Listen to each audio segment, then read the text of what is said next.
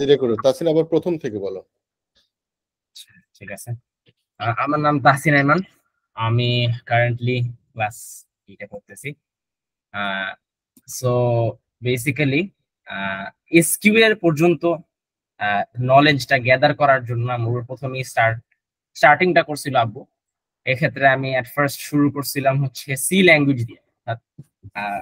For me programming language জিনিসটা আমার কাছে এতটা ইন্টারেস্টিং মনে হয় নাই। আমার কাছে একটা জিনিস যেটা সবচেয়ে ইন্টারেস্টিং মনে হয়েছে সেটা হচ্ছে আমি যেখানে কোড লিখতাম আহ, সেটার থিমটা। আই রিমেম্বার আমি নোটপ্যাড প্লাস প্লাস ইউজ করতাম একটা কোড এডিটরের মতো। সেটার ব্যাকগ্রাউন্ডস এন্ড কালার্স খুব ভালো লাগছে বলে আমি অ্যাকচুয়ালি সি লিখতাম, মানে সি কোড করতাম। বাট আই নোটিস যে সি ল্যাঙ্গুয়েজটা আমার ভালো লাগছে। পরবর্তীতে যখন একটা লেভেল পর্যন্ত আমি সি শিখছিলাম, শেখার পরে পরবর্তীতে যখন আমার সি এর বেসিক্স ক্লিয়ার হলো, আমি সি এর পাশাপাশি C plus plus, Java, Python বা প্রোগ্রামিং ল্যাঙ্গুয়েজের যেসব বেসিক এরিয়া গুলো আছে সেসব এরিয়া গুলা ক্লিয়ার হয়। তারপরে হচ্ছে আমি আমার ইন্টারেস্টটা ওয়েব ডেভেলপমেন্টের মধ্যে খুঁজে পাইলাম যে it's interesting and also pretty creative to make a site, to make something of your own. একটা জিনিস যেটা আমার নিজের হবে, একটা সাইট যেটা মানুষ দেখতে পারবে, ভিজুয়ালি অ্যাপিলিং হবে, নট সামথিং যেটা টার্মিনালে থাকবে বা সি ল্যাঙ্গুয়েজ যেটা এখান থেকে বের হতে পারবে না। তো সেখান থেকে আমি আমার ওয়েব ডেভেলপমেন্ট জার্নি শুরু করলাম। সেখানে এইচটিএমএল, সিএসএস, জাভাস্ক্রিপ্ট, পরবর্তীতে অনেক framework such as react, angular type এবং কিছু টাইপস্ক্রিপ্ট যেমন। So at a point when I noticed যে ওয়েব ডেভেলপমেন্টের বিষয়টা শুধুমাত্র আমার ফ্রন্ট এন্ড বা এই ভিজুয়ালি বিষয়গুলো দিয়ে চলে না, তখন আমি ব্যাক এন্ডের লেয়ারে গেলাম, বা যেটা হচ্ছে আমার সার্ভার, ডেটাবেজ, এগুলো নিয়ে কাজ করার বিষয়। সো মেইনলি আমি বলবো যে এই ডেটাবেজ, সার্ভার এবং এপিআই, এইটার উপর মেইন কাজ থেকেই আমি এসকিউ তে মোটামুটি আসছি। বিকজ আই নোটিস যে এসকিউ এর ভিতরে বা একটা সফটওয়্যার কোয়ালিটি অ্যাসুরের জন্য আমার যেসব টেস্ট করা লাগবে এবং সেই টেস্টের জন্য যেসব টুলস লাগবে, সেসব টুলস গুলো আমি আমার লাইক অ্যাকচুয়াল অ্যাপ্লিকেশন ইমপ্লিমেন্ট করছিলাম। So that's how I got introduce to the tools. And then তারপরে এট ফার্স্ট আমার অ্যাকচুয়ালি আমি ক্লাস নিয়েছিলাম হচ্ছে বেসিস ইনস্টিটিউশনে, বিআই, হ্যাঁ বেসিস, বিআইটিএম এ। সেখানে হচ্ছে আমি প্রথমত কয়েকটা টুল দিয়ে স্টার্ট করছিলাম, যে আমার এই সব টুল সম্পর্কে বেসিস নলেজ আছে। আমি আমার আব্বুর বদলে প্রক্সি ক্লাস নিতাম তখন। সো এই টুলটা ইস আমার তাদের আহ, মতে আমি এই টুলটা শিখাইছি। তারপরে এমন হয়েছে যে কিছু কিছু ক্লাসেস গুলো আমি নিছি, কিছুগুলো আব্বু নিছে, থিওরি গুলো আব্বু বুঝালে ইমপ্লিমেন্টেশন আমি দিয়ে দিলাম। তো একটা টাইমে গিয়ে আমি খেয়াল করলাম যে হ্যাঁ, এসকিউ তে যেসব সিলেবাসের টপিকস গুলো আছে, এই টপিকস গুলো আমার কাছে মোটামুটি ক্লিয়ার, এবং এটার ইমপ্লিমেন্টেশন যেহেতু আছে, I think I am confident যে আমার এসকিউ যদি কাউকে বুঝাতে যাই, সে প্রবাবলি বুঝবে। So this is how I got from the very beginning to SQA, and I am very much বলবো। অনেক অনেক কিছু বাদ দিয়ে গেছে তাসিন। ব্যাক এন্ডের যেমন আরো জিনিস শেখা আছে, যেমন পিএইচপি, নোড জেএস, হ্যাঁ, এগুলা বাদ দিয়ে গেছে। ফ্রেমওয়ার্কের ভিতরে পিএইচপি ল্যারাভেল, তারপরে জাভার স্প্রিং ফ্রেমওয়ার্ক, হ্যাঁ, পাইথনের জ্যাঙ্গো, তারপর ফ্লাস্ক, হ্যাঁ, এগুলাও তাসিন কাজ করেছে, ভুলে গেছে। এরপর মাইক্রো সার্ভিস বেস আর্কিটেকচার তৈরি করেছে। সেখানে হচ্ছে মেসেজ কিউ ইউজ করা হয়েছে, যেটা কাফকা ইউজ করে মাইক্রো সার্ভিস বেস আর্কিটেকচার তৈরি করা হয়েছে। এটা বেশ কারেন্ট টেকনোলজিতে এখন সব থেকে বেশি ইউজ হয়েছে মাইক্রো সার্ভিস বেস। মানে পুরো সফটওয়্যারটা একবারে না করে পিচ পিচ করে আলাদা আলাদা সার্ভিস আকারে তৈরি করা, এবং প্রত্যেকটা সার্ভিসই ইচ্ছা করলে আলাদা আলাদা সার্ভারে ডিপ্লয় করা, এই সমস্ত কাজগুলো। এবং প্রত্যেকটা মাইক্রো সার্ভিসের মধ্যে ইন্টার কানেক্টিভিটি করার জন্য হচ্ছে মেসেজ কিউ ইউজ করা, এবং সার্ভিস গুলাকে ডিপ্লয়মেন্ট করার জন্য ডেভঅপস এর গুলা ও বাদ দিয়েছে। তাছাড়া একটু বলতে থাকো, আবার আমি একটু ধরাই দিলাম তোমাকে ডেভঅপস আচ্ছা, এর কি কি পারো। ঠিক আছে। সো অ্যাকচুয়ালি একটু গুছানোটা ভুল হয়েছে, আমি বলবো মেইনলি আমার দিক বা বিষয়টা ছিল ফুল স্ট্যাকের দিকে। সো ফুল স্ট্যাকের জন্য আমাদের মেইনলি কিছু কিছু সার্টেন টপিকস ক্লিয়ার থাকা লাগে, such as front end, back end. DevOps এর বিষয়গুলো অটোমেশনের ক্ষেত্রে, এবং অবভিয়াসলি একটু বেসিক ক্লাউড জানা লাগে, বাট এখানে ক্লাউডের ক্ষেত্রে আমি বেশি নলেজ বলবো না। সো বেসিক্যালি ফ্রন্ট এন্ড এবং ব্যাক এন্ডের ক্ষেত্রে যেটা আমি একটু ডিটেল বলতে চাই সেটা হচ্ছে আমি মেইনলি স্প্রিং ফ্রেমওয়ার্কটা, আমি বলবো জাভার সবচেয়ে মোস্ট পপুলার একটা ফ্রেমওয়ার্ক, ওই ফ্রেমওয়ার্কটা আমি শিখছিলাম, এবং সেই ফ্রেমওয়ার্ক দ্বারা আমি ইমপ্লিমেন্ট করছিলাম একটা নতুন কাটিং এজ টেকনোলজি, আমি cutting edge way of making application, সেটা হচ্ছে মাইক্রো সার্ভিস বেস অ্যাপ্লিকেশন, যেটা মানে একটু কি বলবো মোর স্কেলেবল এন্ড অনেক পারফরমেন্সের উপর ভিত্তি করে অ্যাপ্লিকেশন গুলো বানানো হয়। সো এটা জাস্ট কারেন্টলি আমি যে ফিল্ডে আছি মাইক্রো সার্ভিসের ক্ষেত্রে। এছাড়াও যেটা আমি একদমই মিস করছি সেটা হচ্ছে ডেভঅপস, মানে অটোমেশনের ক্ষেত্রে। এই ক্ষেত্রে এট দ্য ফার্স্ট টাইম আমি ডেভঅপস এর স্টার্টিংটা করছিলাম জেনকিন্স দিয়ে। জেনকিন্স খুব ইন্টারেস্টিং লাগছে টুলটা। পরবর্তীতে আমি গিটহাব অ্যাকশনস দিয়ে অ্যাকচুয়ালি এখন ডেভঅপস গুলা করি বেশিরভাগ, আর ডেভঅপস এর যত প্রকার সিআইসিডি পাইপলাইন সেগুলো আমি গিটহাব অ্যাকশনস দিয়ে করি। And of course as a programmer বা আমার কোনো কন্ট্রিবিউশন থাকতে হলে আমি আমার কোনো ভার্সন কন্ট্রোল সিস্টেম বা গিটহাব এইগুলো জানা লাগবে, সেটাও করছি। সো এট আ টাইম যখন আমি রিয়েলাইজ করলাম যে আমার এতগুলা হয়ে গেছে বা একটা সার্টেন ল্যান্ডস্কেপ আমি স্ক্র্যাচ করতে পারছি, একটা অ্যাপ্লিকেশন বানানোর যদি লাস্ট টুলটা আমার লাগবে সেটা হচ্ছে একটা প্রজেক্ট ম্যানেজমেন্ট। সো মেইনলি শেষে আমি শিখলাম হচ্ছে রিসেন্টলি একটা প্রজেক্ট ম্যানেজমেন্ট টুল জিরা অ্যাটলাসিয়ানের। সেখান থেকে আমি অ্যাকচুয়ালি এবার একদম কমপ্লিটলি ফর্ম করতেছি একটা প্রজেক্ট, কারেন্টলি ইন ডেভেলপমেন্ট নাম বলবো, সেটা হচ্ছে ফুল স্ট্যাক একাডেমি, যেখানে আমি আমার সব নলেজ গুলা ইমপ্লিমেন্ট করে Laravel, React, TypeScript and like DevOps সবকিছু ইমপ্লিমেন্ট করে একটা অ্যাকচুয়াল রিয়েল ওয়ার্ল্ড অ্যাপ্লিকেশনের জন্য আমি আগাচ্ছি। বাট আমার বলবো যে লার্নিং কার্ভের ক্ষেত্রে, যে আমি যদি উপসংহার দিতে যাই, লার্নিং কার্ভের ক্ষেত্রে আমি প্রোগ্রামিং বা এরকম কম্পিউটার সায়েন্স রিলেটেড যদি কিছু বলি, যে এট ফার্স্ট সবকিছুতেই লার্নিং কার্ভটা একটু উপরে যায়। So what I mean is শুরুতে থেকে লাইক থিওরি পড়তে পড়তে আইদার বোর হয়ে যাবো, সো লার্নিং কার্ভটা উপরে। তারপরে যখন একটা টাইমে গিয়ে সবকিছু ক্লিয়ার হয়ে যায় তখন এটা হচ্ছে একদম স্ট্রেট লাইন, তারপর সবকিছু আস্তে আস্তে আস্তে শেষ হয়ে যায়। So same goes for programming, যেটা আমার শুরুতে হয়েছিল সেটা হচ্ছে আমি যখন সি শুরু করছিলাম, C at first was very tough, আমার অনেক ইন্টারনাল মেমোরি বিষয় বুঝতে অনেক সময় লাগছে। পরবর্তী যখন সি এর বেসিক ক্লিয়ার হয়ে গেছে, আমার C plus plus, Java, Python easily হয়ে গেছে, বিকজ আমি একদম রুট লেভেলের থেকে যেহেতু বেসিক শিখছি, এর থেকে হায়ার লেভেল বা এর থেকে আরো ইজিয়ার লেভেলের যেসব ল্যাঙ্গুয়েজ গুলো আছে সেই ল্যাঙ্গুয়েজ গুলো ইমপ্লিমেন্টেশন বাই ডিফল্ট আমার কাছে গ্রহণযোগ্য এবং আলাদা করে বোঝার মতো কিছু নেই, বিকজ আমার বেসিক্স যেহেতু ক্লিয়ার হয়েছে। So same goes for SQL. যদি আমাদের সিলেবাস যদি আমরা দেখি, দেন আমরা দেখবো যে অনেক টুলস আছে রিলেটেড টু জাভা।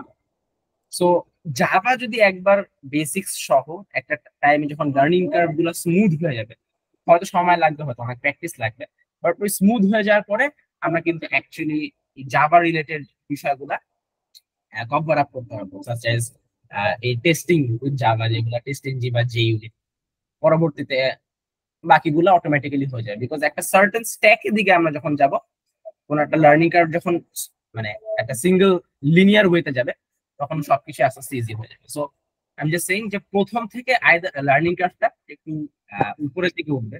সো ওই টাইমই হচ্ছে ধৈর্য ধরা এবং বেশি বেশি প্র্যাকটিস করাটা গুরুত্বপূর্ণ, এন্ড অফকোর্স বেশি বেশি কোয়েশ্চেন আস্ক করতে হবে, বিকজ এই টাইমটাতে যদি বেসিক্সটা ক্লিয়ার না হয় যখন লার্নিং কার্ভ উপরে যায়, তখন অ্যাকচুয়ালি মেন সমস্যাগুলো হয় যখন আমি পরে বা রিয়েল লাইফে কোনো কিছু ইমপ্লিমেন্ট করতে পারি। ঠিক আছে, সো এইটাই আমার, আমি কি মিস করছি। ঠিক আছে, মিস মিস যেটা হয়েছে হয়েছে, পরে আস্তে আস্তে পড়াতে গিয়ে বলে নিও।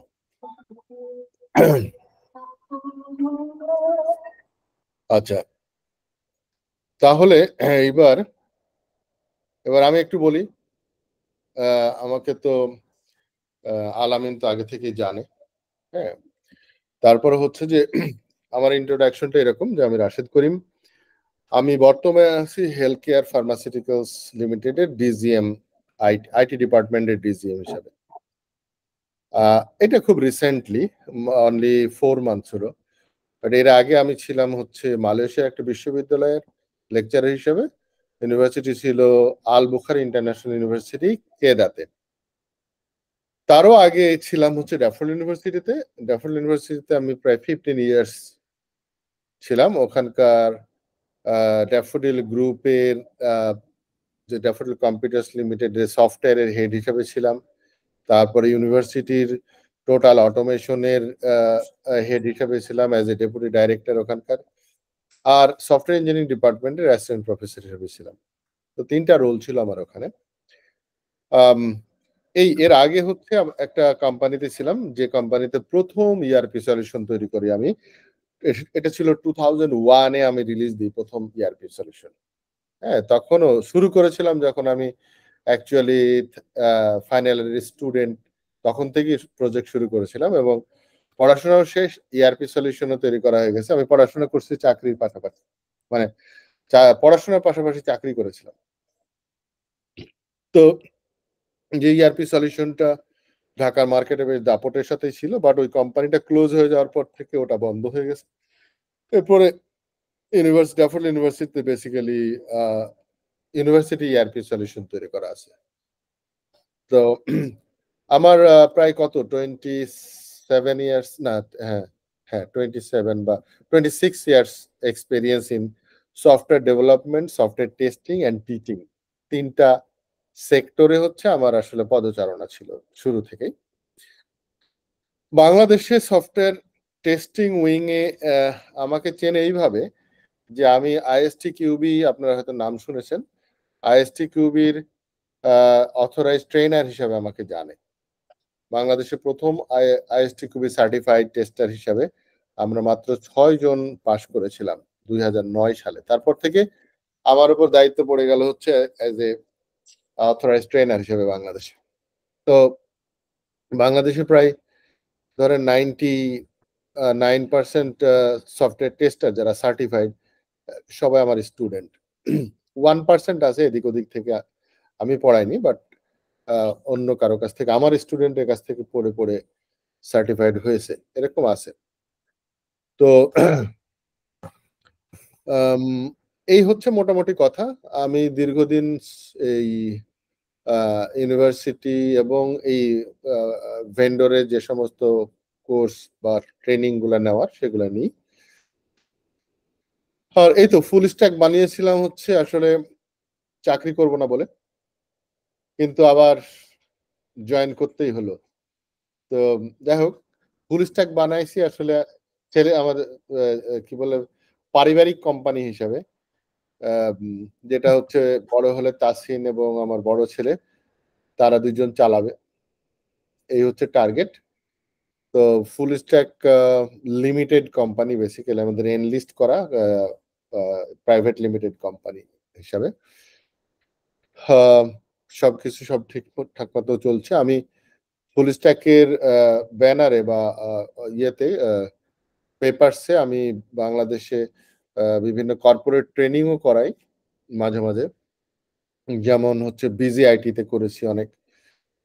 বিজিআইটি নাম হয়তো আপনারা শুনবেন, বাংলাদেশে বড় কোম্পানিগুলার একটা সফটওয়্যার কোম্পানি বেসিক্যালি, যেখানে প্রায় 650 কম্পিউটার সায়েন্স ইঞ্জিনিয়ার আছে চাকরি করে এবং প্রায় 100 টেস্টার আছে। সব টেস্টারই হচ্ছে আমার স্টুডেন্ট। মাশাআল্লাহ। এই হচ্ছে। আর আর হচ্ছে বাংলাদেশ গভর্নমেন্টেরও অনেক কাজ করে দিয়েছি। যেমন বাংলাদেশের একটা গভর্নমেন্টের একটা টেস্টিং উইং আছে, সেই টেস্টিং উইং এর যারা কাজ করে সবগুলাই হচ্ছে আমার স্টুডেন্ট। এই তো। আর কন্ট্রিবিউশন করেছি বাংলাদেশ গভর্নমেন্টের অনেক প্রজেক্টে, যার জন্য আমাকে এই যে ফ্রান্সে যাওয়ার কথা ছিল, যাই হোক হলো না। আর হচ্ছে আরেকটা বড় কন্ট্রিবিউশন হচ্ছে, সেটা হচ্ছে আইএসটি কিউবির ফাউন্ডেশন লেভেল ওয়ার্কিং গ্রুপের মেম্বার আমি, এবং যে সিলেবাসটা চলছে আইএসটি কিউবির সিলেবাসের আমি আমি অথর একজন। অনেকে আছে, তার ভিতরে আমি একজন অথর। এই হচ্ছে মোটামুটি শর্ট কি বলে ডেসক্রিপশন বা introduction from me.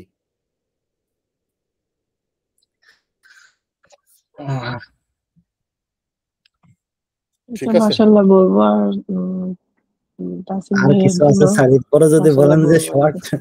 Short description, তাহলে লং ডিসক্রিপশন কি হবে? ডিটেল বলার সুযোগ কম আসলে। জি। ওই গল্প করতে গেলে অনেক সময় লেগে যাবে। বুঝতে পারছি স্যার। এই হচ্ছে অবস্থা। এখন আমাদের যে কোর্স কারিকুলাম, টেস্টার হওয়ার জন্য যে আসলে যে মাইন্ডসেট দরকার, সেটা হচ্ছে প্রথমে আমরা ফার্স্ট ওরিয়েন্টেশন ক্লাসের মধ্যে মোটামুটি একটু দেওয়া চেষ্টা করি। তারপরে হচ্ছে যে ইন্ট্রোডাকশনও আমার প্রায় 3 ঘন্টা হয়ে যায় নরমালি। মানে আমি আইএসটি কুবির কোর্স নেওয়ার সময় সপ্তাহে 2টা ক্লাস নিই 3 ঘন্টা করে, 6 ঘন্টা আগে। এখন অবশ্য 2.5 ঘন্টা করে দিছি। তো ইন্ট্রোডাকশনটা হচ্ছে এরকম হবে আমাদের, যে সফটওয়্যার টেস্টার মানে যেহেতু আপনার একেবারে ইনডিসিপ্লিন থেকে এসেছেন, একটু ওরিয়েন্টেশন করার দরকার আছে। সফটওয়্যার বানানোটা আসলে কি এবং কারা সফটওয়্যার বানাতে পারে, আর টেস্টাররা কি কাজ এবং টেস্টিং করার জন্য যে যোগ্যতা দরকার বা মাইন্ডসেট দরকার, সেই জিনিসটা বুঝে নিতে হবে। এটা বলার সময় আপনারা জানেন না বলে ইনফিনিটি কমপ্লেক্সে ভোগার দরকার নাই। একেবারে না জানা থেকেও মানুষ জানতে পারে। যেমন হচ্ছে বাংলাদেশের একজন স্বনামধন্য লোক, নামটা পরে বলবো, ইউএসএ তে গেছিল হচ্ছে পিএইচডি করতে। তো ওনার একটা কোর্স নেওয়ার দরকার ছিল কোয়ান্টাম মেকানিক্সের সম্ভবত। তো যে কোর্স তার কি বলে ডিগ্রিতে বা মাস্টার্সে ছিল না, এরকম একটা কোর্স তাকে নিতে হবে, বাট সেটা ছিল মনে হয় 4th গ্রেডের কোর্স, বাট সে 3rd গ্রেডও কমপ্লিট হয় নাই। এরকম সময় সে যখন নিতে হয়েছিল, প্রফেসররা নিষেধ করেছিল, তারপরেও সে বলছিল যে আমি পারবো। কিন্তু আনফরচুনেটলি প্রথমবার সে 100-এ 0 পেয়েছিল, একদম 0, কিছুই পারে নাই, কিচ্ছু জানে না। এরপরে হচ্ছে সে পড়াশোনা করতে করতে করতে করতে সেই কোর্সে ওয়ার্ল্ডে হাইয়েস্ট মার্ক পেয়েছে উনি। হ্যাঁ, সেটা হচ্ছে 100-তে 100 পেয়েছিল। শুধু জিদ, পড়াশোনা, আর কিছুই না পড়াশোনা এখানে। আর জিদ। এবং সেই লোকটার নাম হচ্ছে হুমায়ুন আহমেদ। ঠিক বলতে। বুঝতে পেরেছেন? এই জন্য বলছি যে কোনো কিছু অসম্ভব না। অসম্ভব শুধু একটা, সেটা হচ্ছে মৃত্যু ঠেকাতে পারবেন না। Right sir. এছাড়া দুনিয়াতে মোটামুটি সবই সম্ভব। আপনি যা কিছু চিন্তা করবেন সেই জিনিসটাই সম্ভব, কারণ আপনার মাথায় আল্লাহ চিন্তা করার শক্তি দিয়েছে। আমাদের প্রত্যেকটা সায়েন্টিস্টের মনের ভিতরে আল্লাহ তাআলা ইলহামের মাধ্যমে জানিয়ে দেয় যে তুমি এটা নিয়ে ভাবো। মানুষের মনের ভিতরে যা কিছু উদয় হয় সেটা আল্লাহ উদয় করায়, এবং সেটা আসলে বাস্তবে প্রমাণিত হবে, এই জন্যই করা, না হলে করতো না। লিওনার্দো দা ভিঞ্চি যা কিছু ছবি আঁকিয়েছিল, যে ইঞ্জিনিয়ারিং ড্রয়িং করছিল অথচ তিনি ইঞ্জিনিয়ার ছিল না, সবই কিন্তু বাস্তবায়ন হয়ে গেছে। সেই সময় অবাস্তব মনে হতো, সায়েন্স ফিকশন মনে হতো। তো ওই জন্য আমাদের যে পটেনশিয়াল আছে, সে পটেনশিয়ালকে কাজে লাগিয়ে আমাদের সামনে যত মানে পর্বত সমান কোন সমস্যা যদি আসে, সেই সমান সমস্যা যদি আসে তার সমাধান আছে। এটা সমাধান হতেই পারে, মানে হবে না এটা হতেই পারে না। হ্যাঁ, এখন আমরা আসি যে সফটওয়্যার তৈরি করাটা আসলে কি জিনিস। মানে আমাদের আগে তো বুঝতে হবে যে সফটওয়্যার আসলে বানাই কেমনে, কি জিনিস সফটওয়্যার। একটা বিল্ডিং বানানো, যে 100 তলা একটা বিল্ডিং যে বানাই, তো বিল্ডিং এর তো অনেক রকম স্কিল সেট লাগে না? একজন সয়েল টেস্টার লাগে, তারপর আর্কিটেক্ট ইঞ্জিনিয়ার লাগে, সিভিল ইঞ্জিনিয়ার লাগে, ইলেকট্রিক্যাল ইঞ্জিনিয়ার লাগে, প্লাম্বিং লাগে, হ্যাঁ, তারপরে হচ্ছে রডের মিস্ত্রি লাগে, তারপরে কি বলে যে রাজমিস্ত্রি লাগে, না জুগার লাগে, অনেক কিছু, অনেক লোক ডেজিগনেশন ইনভলভ থাকে একটা বিল্ডিং বানানোর জন্য। But those are very visible, জিনিসটা হচ্ছে কি দেখা যায়, ছোঁয়া যায়, ধরা যায়। কিন্তু সফটওয়্যার এমন একটা প্রপার্টি বা অ্যাসেট একটা, যেটাকে ধরা ছোঁয়া যায় না, তাই না? এটা খুব একটা ইনট্যাঞ্জেবল বা ট্যাঞ্জেবল, কিন্তু এটা এটা গুডউইল না, এটা হচ্ছে ট্যাঞ্জেবলই, বাট সেরকম ট্যাঞ্জেবল না যেটা আমরা কোনো কিছু ধরে অনুভব করতে পারি। এই জন্য বিল্ডিং এর থেকেও সফটওয়্যার আসলে টাফ, বিকজ অফ আমরা তো ওভাবে ধরতে পারছি না। হ্যাঁ, তো সফটওয়্যার তৈরি করার জন্য যে মাইন্ডসেটটা লাগে, সেই মাইন্ডসেট বিল্ডিং তৈরি করতে যা লাগে সেরকমই লাগে। তবে এখানে একটু যে জিনিসটা বেশি লাগে সেটা হচ্ছে ইউজারের যে রিকোয়ারমেন্টস, সেই জিনিসটাকে সঠিকভাবে অনুধাবন করে সেইভাবে ডিজাইন করা।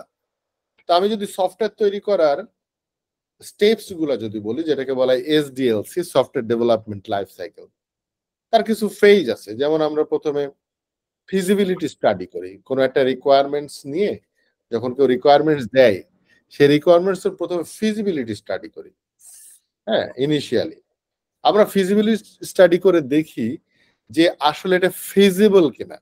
ফিজিবল মানে কি, পসিবল না, বল ফিজিবল কিনা, আমি করতে পারি কিন্তু আসলে কি দরকার আছে? হ্যাঁ, আমি এমন করে খেতে পারি, আসলে কি দরকার আছে? দরকার নাই তো। সহজ পদ্ধতি কি সেটা দেখতে হবে। আমি এটা করা যাবে, কস্ট বাড়বে, অনেক এফোর্ট দিতে হবে, কিন্তু সম্ভব, কিন্তু আসলে কি করবো আমরা? সো প্রথমে ফিজিবিলিটি অ্যানালাইসিস করতে হয়, কস্ট বেনিফিট অ্যানালাইসিস করতে হয়। এটা আমি গল্পের জন্য বলছি, আপনাদের এগুলো করা লাগবে না। এরপরে আমরা রিকোয়ারমেন্টসটাকে এমন ভাবে ডিজাইন করি যাতে করে কাস্টমার বা রিকোয়ারমেন্ট যে দিচ্ছে তাকে যেন ভিজুয়ালাইজ করতে পারি যে আসলে জিনিসটা কি হবে। একটা সিস্টেম এর 3টা কম্পোনেন্ট থাকে। কি কি কম্পোনেন্ট? সিস্টেমের মধ্যে ইনপুট আসবে, ওখানে কিছু প্রসেস হয়, আর কিছু আউটপুট দেয়। জি স্যার। এই 3টাই। হ্যাঁ, তাহলে input, process and output. Process পরে আমি ইচ্ছা করলে সেভ করে রাখতে পারি ফর স্টোরেজ, আর ইচ্ছা করলে নাও পারি যদি আমার দরকার না থাকে, যে আমার সেভ করার দরকার নাই, কাজ শেষ, বিদায়, ওয়ান টাইম ইউজ। হ্যাঁ, যেমন আমরা অনেক গেম খেলি, স্টোর করে রাখার দরকার নেই আমার, খেলছি খেলছি হয়ে গেল। তো এই ইনপুট, প্রসেস এন্ড আউটপুট, এই ইউজাররা সব থেকে বেশি বুঝে যেটা, সেটা হচ্ছে আউটপুট। মানে সে এখান থেকে এই যে সফটওয়্যার বললাম আসলে পাবো কি আমি? আমি যদি কোনো কাজ করতে বলা আছে, এই কাজটা করে কি হবে, এর বেনিফিট কি, আমি কি কি ভাবে এটাকে আমি বেনিফিটেড হতে পারে, মানে আউটপুটটা কি, সেটাই হচ্ছে আমার আউটপুটটা বেশি খুঁজি। মূল জায়গা। আমি যদি কাস্টমারের রিকোয়ারমেন্টসটাকে ভালো করে বুঝে তাকে যদি আউটপুট গুলা ভিজুয়ালাইজ করাতে পারি, তাহলে সে ওই সফটওয়্যারটা ব্যবহার করবে এবং সে আস্তে আস্তে এটাকে আরো এনরিচ করার জন্য আরো ইনফরমেশন, আরো নলেজ বা তাদের এক্সপেরিয়েন্স ওগুলো আমাদের সাথে শেয়ার করবে, সো দ্যাট আমরা যেন প্রপারলি ও তার মতো করে ডিজাইন করতে পারি। তো সফটওয়্যারের যে কম্পোনেন্ট গুলো বললাম, ইনপুট নেওয়ার জন্য কিছু ইনপুট ইন্টারফেস লাগে। সেই interface can be user interface from the, মানে স্ক্রিনে যেটা আমরা দেখি। ইন্টারফেস বলতে এরকমই বুঝি আমরা। নট অনলি এই ইউজার ইন্টারফেস, অনেক ইন্টারফেস আছে যেগুলো হচ্ছে ইউজারের সাথে আসে না। আমি ইনপুট নিচ্ছি মেশিন থেকে, তখন তো ইউজার ইন্টারফেস লাগবে না, মেশিনের সাথে কানেক্টিভিটি হবে, তাই না? আমরা অনেক মেশিন থেকে ডাটা নিয়ে নিয়ে আমরা ডেটাবেজের মধ্যে প্রসেস করে নিয়ে আসতে পারি। সো তার মানে এক্সটার্নাল জায়গা থেকে আমার ডাটাটা আসবে, আমি এটাকে প্রসেস করে স্টোর করব বা ইনপুটটা নিয়ে রাখলাম, এরপরে আমরা প্রসেস করে আউটপুট দেব। এই তো সফটওয়্যার, আর কিছু না। এটার জন্য প্রথমে রিকোয়ারমেন্টস অ্যানালাইসিস করা লাগবে। রিকোয়ারমেন্টস অ্যানালাইসিস যখন করলাম আমরা, তখন আমরা একটা আউটপুট পাই, সেটা কি রিকোয়ারমেন্টস স্পেসিফিকেশন বলা হয়। হ্যাঁ, সফটওয়্যার রিকোয়ারমেন্টস স্পেসিফিকেশন মানে এসআরএস, অনেকে বলে ইউআরএস, একই কথা, কেউ বলে বিআরএস। হ্যাঁ, কিছু কিছু পার্থক্য আছে, বাট টার্মিনোলজি গুলো এরকম, যে বিজনেস রিকোয়ারমেন্টস স্পেসিফিকেশন, এবার user requirements specification, system requirements specification, কেউ বলে সফটওয়্যার রিকোয়ারমেন্টস স্পেসিফিকেশন। এগুলা অল দ্য ডকুমেন্টস, বা ডকুমেন্টস হচ্ছে নর্মাল এমএস ওয়ার্ডে লেখার মতো ডকুমেন্টস না, কিছু মডেলিং করে করা হয়, যেমন ইউএমএল এর ডিজাইন করা হয় ডকুমেন্টস গুলা। হ্যাঁ, এরকম অনেকগুলো টুলস টেকনিক্স আছে যেগুলো আমরা আইএসটিকিউবির সিলেবাসের মধ্যে আমরা একটু কমপ্লিট করাই। এটা আমি শর্টলি বলছি যেহেতু আমরা অটোমেশনের দিকে যাব। এরপরে হচ্ছে ওই ডকুমেন্টগুলো স্পেসিফিক এসআরএস নিয়ে শুরু হয়েছে ডিজাইনের পার্ট। ডিজাইন করে কে? সিস্টেম অ্যানালিস্ট, হ্যাঁ, বা অনেকগুলা ইউআই ডিজাইনার থাকতে পারে, ডেটাবেস ডিজাইনার থাকতে পারে, ইন্টারফেস ডিজাইনার থাকতে পারে, হ্যাঁ, রিপোর্ট ডিজাইনার, এরকম অনেক ডিজাইনার এই স্কিল গুলা যাদের আছে তারা হচ্ছে ডিজাইন করে। বা একটা প্রসেস ফ্লো ডায়াগ্রাম থাকতে পারে যে টোটাল সিস্টেমটা আসলে কেমন ভাবে চলবে। এই জিনিসগুলা থাকে ফাংশনাল সিস্টেম ডিজাইনের ফোল্ডারের ভিতরে। আমরা এরপরে যে ডিটেল ডিজাইন হয়, সেই ডিটেল ডিজাইনের ভিতরে যে আমরা প্রত্যেকটা ইন্টারফেসের ব্যাকগ্রাউন্ড আসলে কি হবে না হবে, হ্যাঁ, কানেক্টিভিটি গুলা কেমন করে হবে, ডিটেল মানে একদম টেকনিক্যাল ডিজাইন। এরপরে আসে হচ্ছে আরো ছোট কম্পোনেন্ট ডিজাইন বলে এটাকে। যেমন আমি একটা ফাংশন, সেই ফাংশনের ভিতরে কেমন ভাবে কাজ হবে, তার একটা ফ্লো চার্ট, হ্যাঁ, এই ডিজাইন ডকুমেন্টেশন গুলা হয়। এই ডিজাইন ডকুমেন্টেশন গুলার উপর ভিত্তি করে তখন প্রোগ্রামাররা কোড শুরু করে, প্রোগ্রামিং লিখে লিখে ওটা রেডি করে, বানায়। আর টেস্টাররাও এখানে কিন্তু সব এই যে ইউআরএসটা বা এসআরএসটা হলো, ওই এসআরএসটা হওয়ার মানে এসআরএস বলতে ইউজার যে চাচ্ছে, হ্যাঁ, সেই চাওয়াটা আর পুরো সিস্টেমটা তৈরি হওয়ার পরে টেস্ট করতে হবে না আমাদের। জি স্যার। আমরা যখন টেস্ট করব তখন এই টেস্ট কিভাবে করব, যে আমরা দেখব যে রিকোয়ারমেন্টস গুলো যা যা দিয়েছিল সেগুলা ঠিকমতো ইমপ্লিমেন্ট করছে কিনা, হ্যাঁ, ফুলফিল করছে কিনা, এগুলা দেখবো। এগুলার জন্য আমাকে একদম রিকোয়ারমেন্টস ধরে ধরে ধরে ধরে টেস্ট কেস লিখতে হবে, তাই না? তার মানে হচ্ছে কি রিকোয়ারমেন্টস এর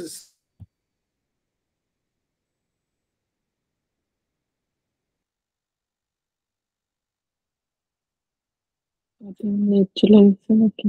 Sorry. হ্যাঁ স্যারের নেট ডিস্টার্ব নাকি?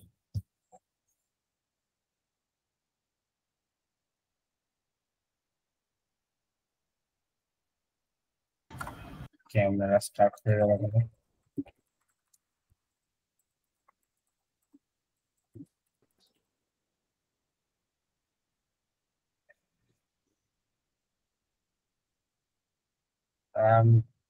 জি স্যার, এখন দেখা যাচ্ছে। হঠাৎ করে ক্যামেরা স্টার্ট হয়ে গেছিল তোমার? হ্যাঁ, কারণ আমি মোবাইল ইয়েতে চলছিলাম, ডেটাতে চলছিলাম, তোমরা ইয়ে হয়ে যাওয়ার পরে। তো কোন জায়গা পর্যন্ত বলেছিলাম? যে টেস্টাররা রিকোয়ারমেন্ট গুলা নিয়ে কেস লিখবে আর কিছু। আচ্ছা, তো এই রিকোয়ারমেন্টস গুলা নিয়ে যখন মানে ওই যে ব্রিজের কথা বলছিলাম, যে একটা ব্রিজ যখন বানানো হয়, তো ব্রিজ বানানোর জন্য যে রিকোয়ারমেন্টসটা ছিল সেই রিকোয়ারমেন্টসটা তো আগে থেকে জানাতো আমাদের, তাই না? এবার ব্রিজটা হয়ে যাওয়ার পরে আমি দেখবো না যে যা যা রিকোয়ারমেন্ট ছিল সবগুলো আছে কিনা। ব্রিজ দিয়ে বললাম কারণ এটা ভিজুয়ালাইজ করতে সহজ হচ্ছে। তখন আমি বললাম যে ব্রিজ 2টা লেনের গাড়ি চলাচল করবে, রেলিং থাকতে হবে, হ্যাঁ, কয়টা পিলার থাকবে, সব কিছু রিকোয়ারমেন্টস মধ্যে ছিল। ব্রিজের 2 পাশে কি থাকবে সবই ভিজুয়ালাইজ করা যাচ্ছে আমি যদি আগে থেকেই ওইটা রিকোয়ারমেন্টস গুলা দিতাম। তো আমরা ওইটা চেক করে নেব, ঠিক এরকম সফটওয়্যারও এরকম চেক করে নিতে হয়। তো প্রথম যে রিকোয়ারমেন্টস এর যে ডকুমেন্ট, সেটা থেকে আমরা অ্যাকসেপ্টেন্স টেস্ট কেস বানাবো অ্যাকসেপ্টেন্স টেস্টিং এর জন্য। যখন ফাংশনাল সিস্টেম ডিজাইন তৈরি হবে তখন আমি সিস্টেম টেস্টিং এর টেস্ট কেস রেডি করব। যখন আমার টেকনিক্যাল যে ডকুমেন্টেশন গুলো হবে তখন আমরা ইন্টিগ্রেশন টেস্টিং এর টেস্ট কেস বানাবো। আর যখন কম্পোনেন্ট তৈরি হবে, যেটা হচ্ছে ধরলাম একটা ফ্লো চার্ট হবে, ফাংশন বা একটা ক্লাসের ডিজাইন, এইটা দেখে আমরা কম্পোনেন্ট টেস্টিং এর টেস্ট কেস আমরা তৈরি করব। যখন প্রোগ্রামিং যখন শুরু করবে তার আগে কিন্তু আমার টেস্ট কেস রেডি। এখন আমরা টেস্ট কেস অটোমেশন করব আর ডেভেলপার সফটওয়্যার এই কোডিং শুরু করে দেবে। তো ওদের আগে আমাদের টেস্টিং অটোমেশন হয়ে যাবে। তখন ওরা যখন এটাকে কম্পাইল করতে যাবে তখন অলরেডি আমাদের টেস্ট কেস রেডি। যখন সে কম্পাইল করবে তখনই আমার টেস্ট কেসগুলো এক্সিকিউট করা শুরু করবে। হ্যাঁ, এইভাবে বেসিক্যালি কাজগুলা হয়। তো আমরা এই থ্রু আউট দিস কোর্স টেস্টারদের জন্য যে মাইন্ডসেট দরকার হয়, টেস্টারদের মাইন্ডসেটটা এরকম যে টেস্টাররা যেহেতু ডেভেলপারদের কাজের যে কাজ করেছে সেইগুলার ভুল ত্রুটি যেগুলো আছে, কোনো ডিফেক্ট আছে, সেগুলা খুঁজে দেয়, তাই না? সম্পর্ক খুঁজে দেয়। সাপে নিয়ে সম্পর্কের কথা বলবেন। হ্যাঁ, যখন খুঁজে দেয়, যদি কারো কোনো খুঁত থাকে সেটা যদি খুঁজে দেয় যে তার উপরে একটু মন খারাপ হয়ে যায় তার। হ্যাঁ, সে মানে মানে সে ভুলগুলো দেখাই দিল না। দেখেন কারো যদি ভুল ধরেন কেমন লাগে তার, সে আপনাকে অপছন্দ করবে। আর টেস্টারদের কাজই হচ্ছে আসলে ভুল খুঁজে দেওয়া। তার মানে হচ্ছে টেস্টাররা প্রথম চ্যালেঞ্জই হচ্ছে সে মানুষ তাকে পছন্দ করে না। খুবই ক্রিটিক্যাল একটা কথা বলে ফেললাম না? এমন একটা প্রফেশনে যাচ্ছি আমরা, মানুষ আমাকে পছন্দ করবে না, তাহলে তো মুশকিল হয়ে গেল, তাহলে তো টেস্টিং আসা যাবে না, তাই না সাদিয়া? তাহলে তো অবশ্যই একটা সলিউশন তো অবশ্যই আছে, যেহেতু এটা দরকার। হ্যাঁ, এই যে দেয়ার ইজ এ সলিউশন। সলিউশনটা আমরা যদি করতে চাই তাহলে অনেক বেশি উপকার হয়ে যাবে। ওই সলিউশনটা করতে গিয়ে আমাদের নিজেদের অনেক বেশি উপকার হয়ে যাবে। কি উপকার হবে? আমাকে যদি আমি ভুলও ধরবো কিন্তু আমাকে পছন্দ করতে হবে। কিভাবে সম্ভব? কিভাবে সম্ভব? মানে আমি ভুলও ধরবো আর আমাকে আবার পছন্দ করবে। এটা কেমন কথা হলো না? যে আমরা যেরকম বাইরে যে ট্রিট দিই খাওয়া দাওয়া করাইতে, এরকম কিছু? না না, এটা মজার জিনিস আছে। আমরা আসলে ভালো করে যদি বুঝে যাই প্যাটার্নটা তাহলে দেখবেন যে খুব সহজ। হ্যাঁ, আপনার কাছে আসবে, এসে বলবে ভাই একটু ভুলটা ধরে দেন না, আমার কি কি ভুল আছে। তার কাজটা সহজ হয়ে যাবে আমাদের জন্য।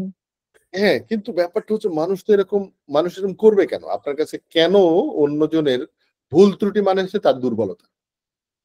আমি কখন কোন মানুষের কাছে গিয়ে আমার নিজের দুর্বলতা প্রকাশ করব?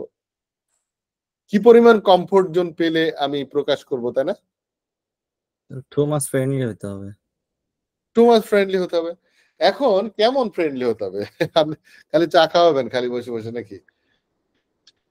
খালি নিয়ে গিয়ে খাওয়াইতে হবে, তাই তো? যতই খাওয়ান, বাপ মা যে পরিমাণ খাওয়ায় তারপরেও ছেলে পেলে বাপ মা ভুল ধরলে রেগে যায়, তাই না? এটা ট্রু। তাই না?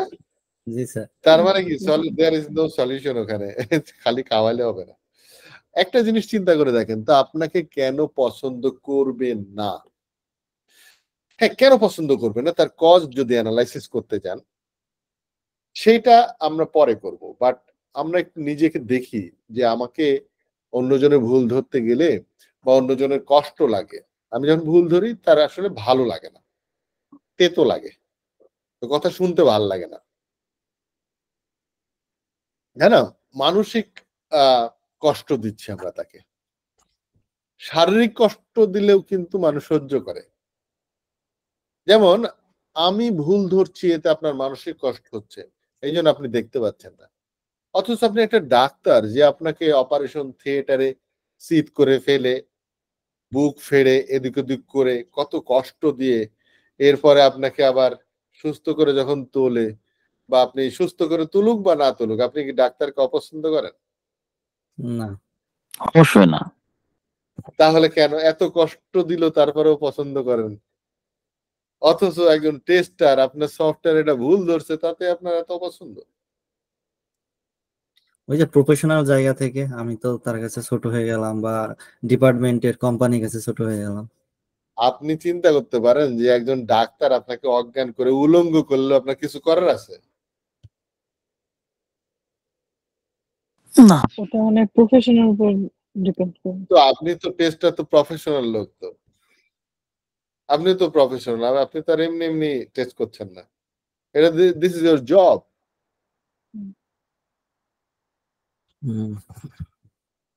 তাই না? তাহলে কেন অপছন্দ করা হয়? সমস্যাটা কোথায় আসলে? সমস্যাটা আসলে আপনার ভিতরে। তার সাথে ওইরকম বিহেভিয়ার করি না, ওইভাবে সম্পর্ক আপনি বজায় রাখি না। আপনি সমস্যাটাকে টিজ করার জন্য ব্যবহার করেন, সমস্যাটাকে আপনি পার্সোনালি অ্যাটাক করেন, সমস্যাটা দেখিয়ে দিয়ে আপনি তাকে হেনস্থ করার চেষ্টা করছেন, ছোট করার চেষ্টা করি। সমস্যাটা রিপোর্ট করে আপনি তাকে বিরক্ত করছেন, সমস্যাটা আপনি এমন ভাবে যখন বাগ রিপোর্ট করেন, যখন দেখবেন যে তার অফিস শেষ হওয়ার সময় তার আধ ঘন্টা আগে আপনি এতগুলা ডিফেক্ট রিপোর্ট দিয়ে দেন যাতে করে সে না যাইতে পারে। যখন আপনি শুনলেন যে আজকে তো এর একটা বার্থডে পার্টি আছে, এমন ভাবে ডিফেক্ট রিপোর্ট করলেন সে যেন ও বার্থডে পার্টি তো দূরের কথা, চাকরি সামলানো নিয়ে মুশকিল। আপনি বলেন এইরকম সময় আপনার কেন পছন্দ করতে হবে তার?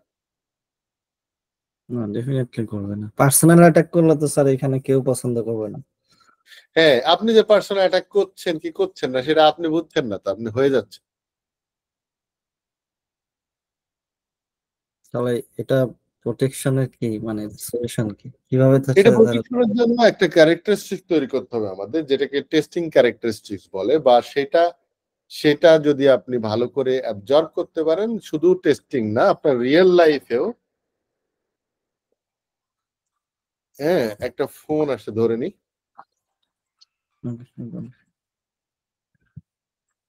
হ্যালো, আসসালামু আলাইকুম। হ্যালো,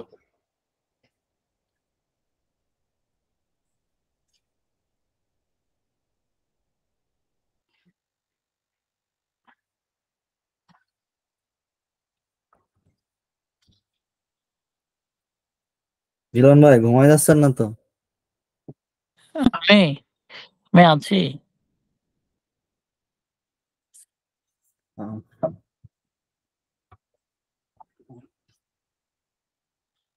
নেক্সট ক্লাস থেকে ভাই ক্যামেরা অন রাখেন, ক্যামেরা অন রাখলে আমাদের স্টাডি করতে অনেক সুবিধা হবে।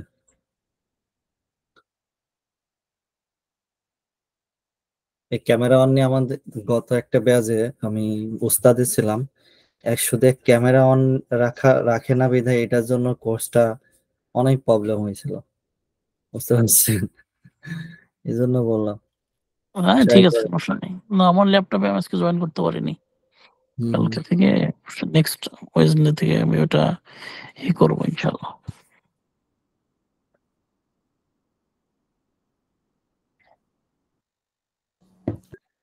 হ্যাঁ সরি, তো যেটা বলছিলাম সেটা যে এরকম পরিস্থিতি, একটা বৈরী পরিস্থিতি, আমি একটা বৈরী পরিস্থিতির কথা বললাম। আমরা যদি বলি সফটওয়্যার টেস্টিং হচ্ছে আসলে চ্যালেঞ্জিং একটা জব, আবার সফটওয়্যার টেস্টিং খুব ডিমান্ডিং জব। প্রথমে ডিমান্ডিংটা বলি তাহলে একটু মন ভালো হবে, চ্যালেঞ্জিংটা বললে টেনশন বাড়বে। ডিমান্ডিং কি? প্রথমত হচ্ছে টেস্টার কি আসলে দরকার, মানে ডিমান্ড মানে তো দরকার, তাই না? ডিমান্ড আছে মার্কেটে মানে হচ্ছে দরকার আছে। স্যার এই টেস্টার তো খুব বেশি দিন আসেনি, এর আগে যত সফটওয়্যার হয়েছে টেস্টার ছিল না, তখন এই সফটওয়্যার গুলো কিভাবে চলছে? ওই সফটওয়্যার গুলো যে ডেভেলপাররাই টেস্ট করতো, সমস্যা তো ওইখানে। প্রায় কি বলে 70% প্রজেক্ট ফেল করতো। প্রোগ্রামাররা যখন টেস্টার ছিল তখন 70% প্রজেক্টই ফেল করতো, কারণ সে যা বানিয়েছে প্রথমে অ্যানালাইসিস করতে ভুল করছে, রিকোয়ারমেন্টস বুঝতে ভুল করেছে, ভুলের ওপরে বানিয়ে বসে আছে। পরে যখন কাস্টমাররা যখন দেখতে আসলো যে দেখি তো কি বানাইছেন, তখন দেখে যে সে যা চাইছিল তার সাথে মিল নাই, তখন তো নিবে না, সে না প্রজেক্ট ডেফিনেটলি ফেল, তাই না? Project fail. আমি একটা ছোট্ট এক্সাম্পল দিই, তাহলে বুঝতে পারবেন। একজন এসে রিকোয়ারমেন্ট দিচ্ছে যে আমার এমন একটা জিনিস দরকার যেটার উপরে আমি আরাম করে বসতে পারবো, যেটা গড়াতে গড়াতে যাবে, যেটা দুইটা চাকা থাকবে, চাকার মধ্যে আবার স্পোকও থাকবে। কয়টা রিকোয়ারমেন্ট বললাম? একটা হচ্ছে দুটা চাকা থাকবে, চাকার মধ্যে স্পোক থাকবে, সেটা গড়াতে গড়াতে যাবে এবং সেটার উপর আমি আরাম করে বসতে পারবো। এই রিকোয়ারমেন্টসটা দিয়েছে একজন কাস্টমার।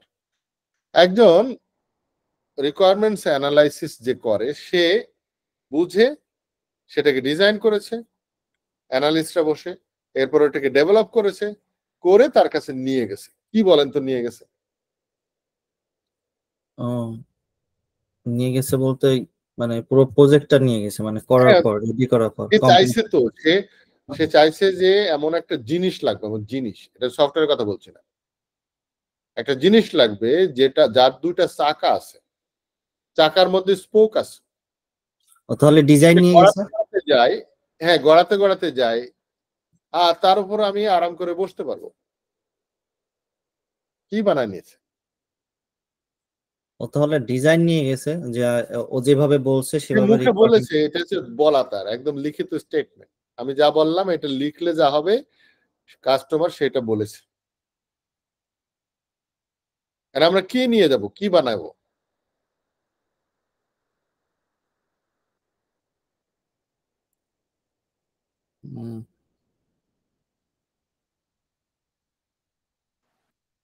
No idea.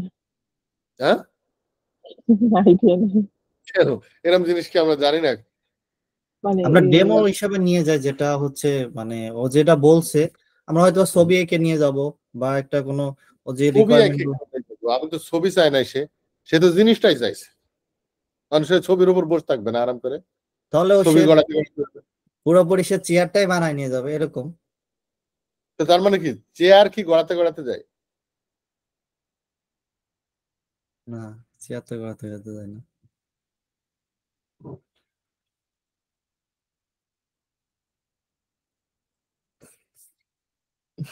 মাথা আসতেছে না স্যার। তো ইউজার রিকোয়ারমেন্টস আসলে এরকম পুরাপুরি বলতে পারে না তারা। হ্যাঁ, অনেক সময় আমরা কিছু অংশ বুঝি, তারপরে তাকে দেখাতে হয়, দেখায় তারপরে হচ্ছে ওটাকে ক্রস ভেরিফিকেশন করতে হয়, করে করে করে যখন মিলে যায় তার সাথে, তখন আমরা দিই এটা। তো ফার্স্ট টাইমে সে করলো কি, সে ডিজাইন করলো এবং নিয়ে গেল কি জানেন, একটা মোড়া, একদম মোড়ার সাথে মিলে যায় না রিকোয়ারমেন্টসটা। ও আচ্ছা, বুঝতে পারছি। ও যত সময় জিনিসটা রিকোয়ারমেন্ট ফুললি না বুঝবে, ও তত সময় তো মানে যতটুকু পারবে ততটুকু সাবমিট করে ট্রাই করবে যে এটা তোমার ঠিক আছে কিনা, মানে আমি যতবার বলছি না যে প্রজেক্ট সাবমিট করে ট্রাই করে এরপরে করতে হবে, ধরেন একদম এনশিয়েন্ট যুগের কথা বলছি, সফটওয়্যারের কথা বলি না তো। আমি বললাম আমার একটা জিনিস বানাই দাও তো, যে জিনিসটার দুইটা চাকা থাকবে, তার মধ্যে স্পোক থাকবে, সেটা গড়াতে গড়াতে যাবে এবং আমি আরাম করে বসতে পারবো এটার উপর। হ্যাঁ আপনি যেটা বলছেন ওটাই নিয়ে যাবে। নিয়ে গেছে না, একদম ফাইন সুন্দর করে ডিজাইন করে নিয়ে গেছে, স্পোক বানাইছে চাকাট দিয়ে, ধরেন হ্যাঁ খুব সুন্দর এমন ভাবে বানাইছে, বানায় মোড়া নিয়ে গেছে। কাস্টমার বলল আমি তো সাইকেল চাইছিলাম। মানে একটা ডামি রিপোর্ট দেখাবে হলো যেটা দিয়ে এখন তার সত্যতা বের হয়েছে। এখনো ওই প্রজেক্ট কি ওই কাস্টমার নেবে না?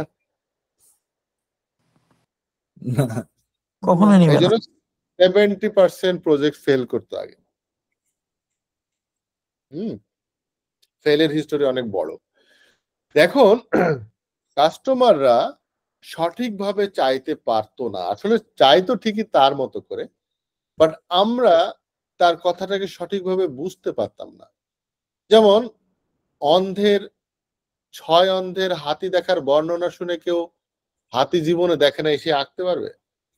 না, পারবে না, তাই না? যে জিনিস পৃথিবীতে নাই সেই জিনিস আপনি বানাচ্ছেন আর একজনের রিকোয়ারমেন্টস অনুসারে, এবং সেইটা তার রিকোয়ারমেন্টস নিয়ে আপনি বানিয়ে নিয়ে যাচ্ছেন একটা প্রজেক্ট, তার মনের মতো হবে কিনা আপনি কি করে জানলেন?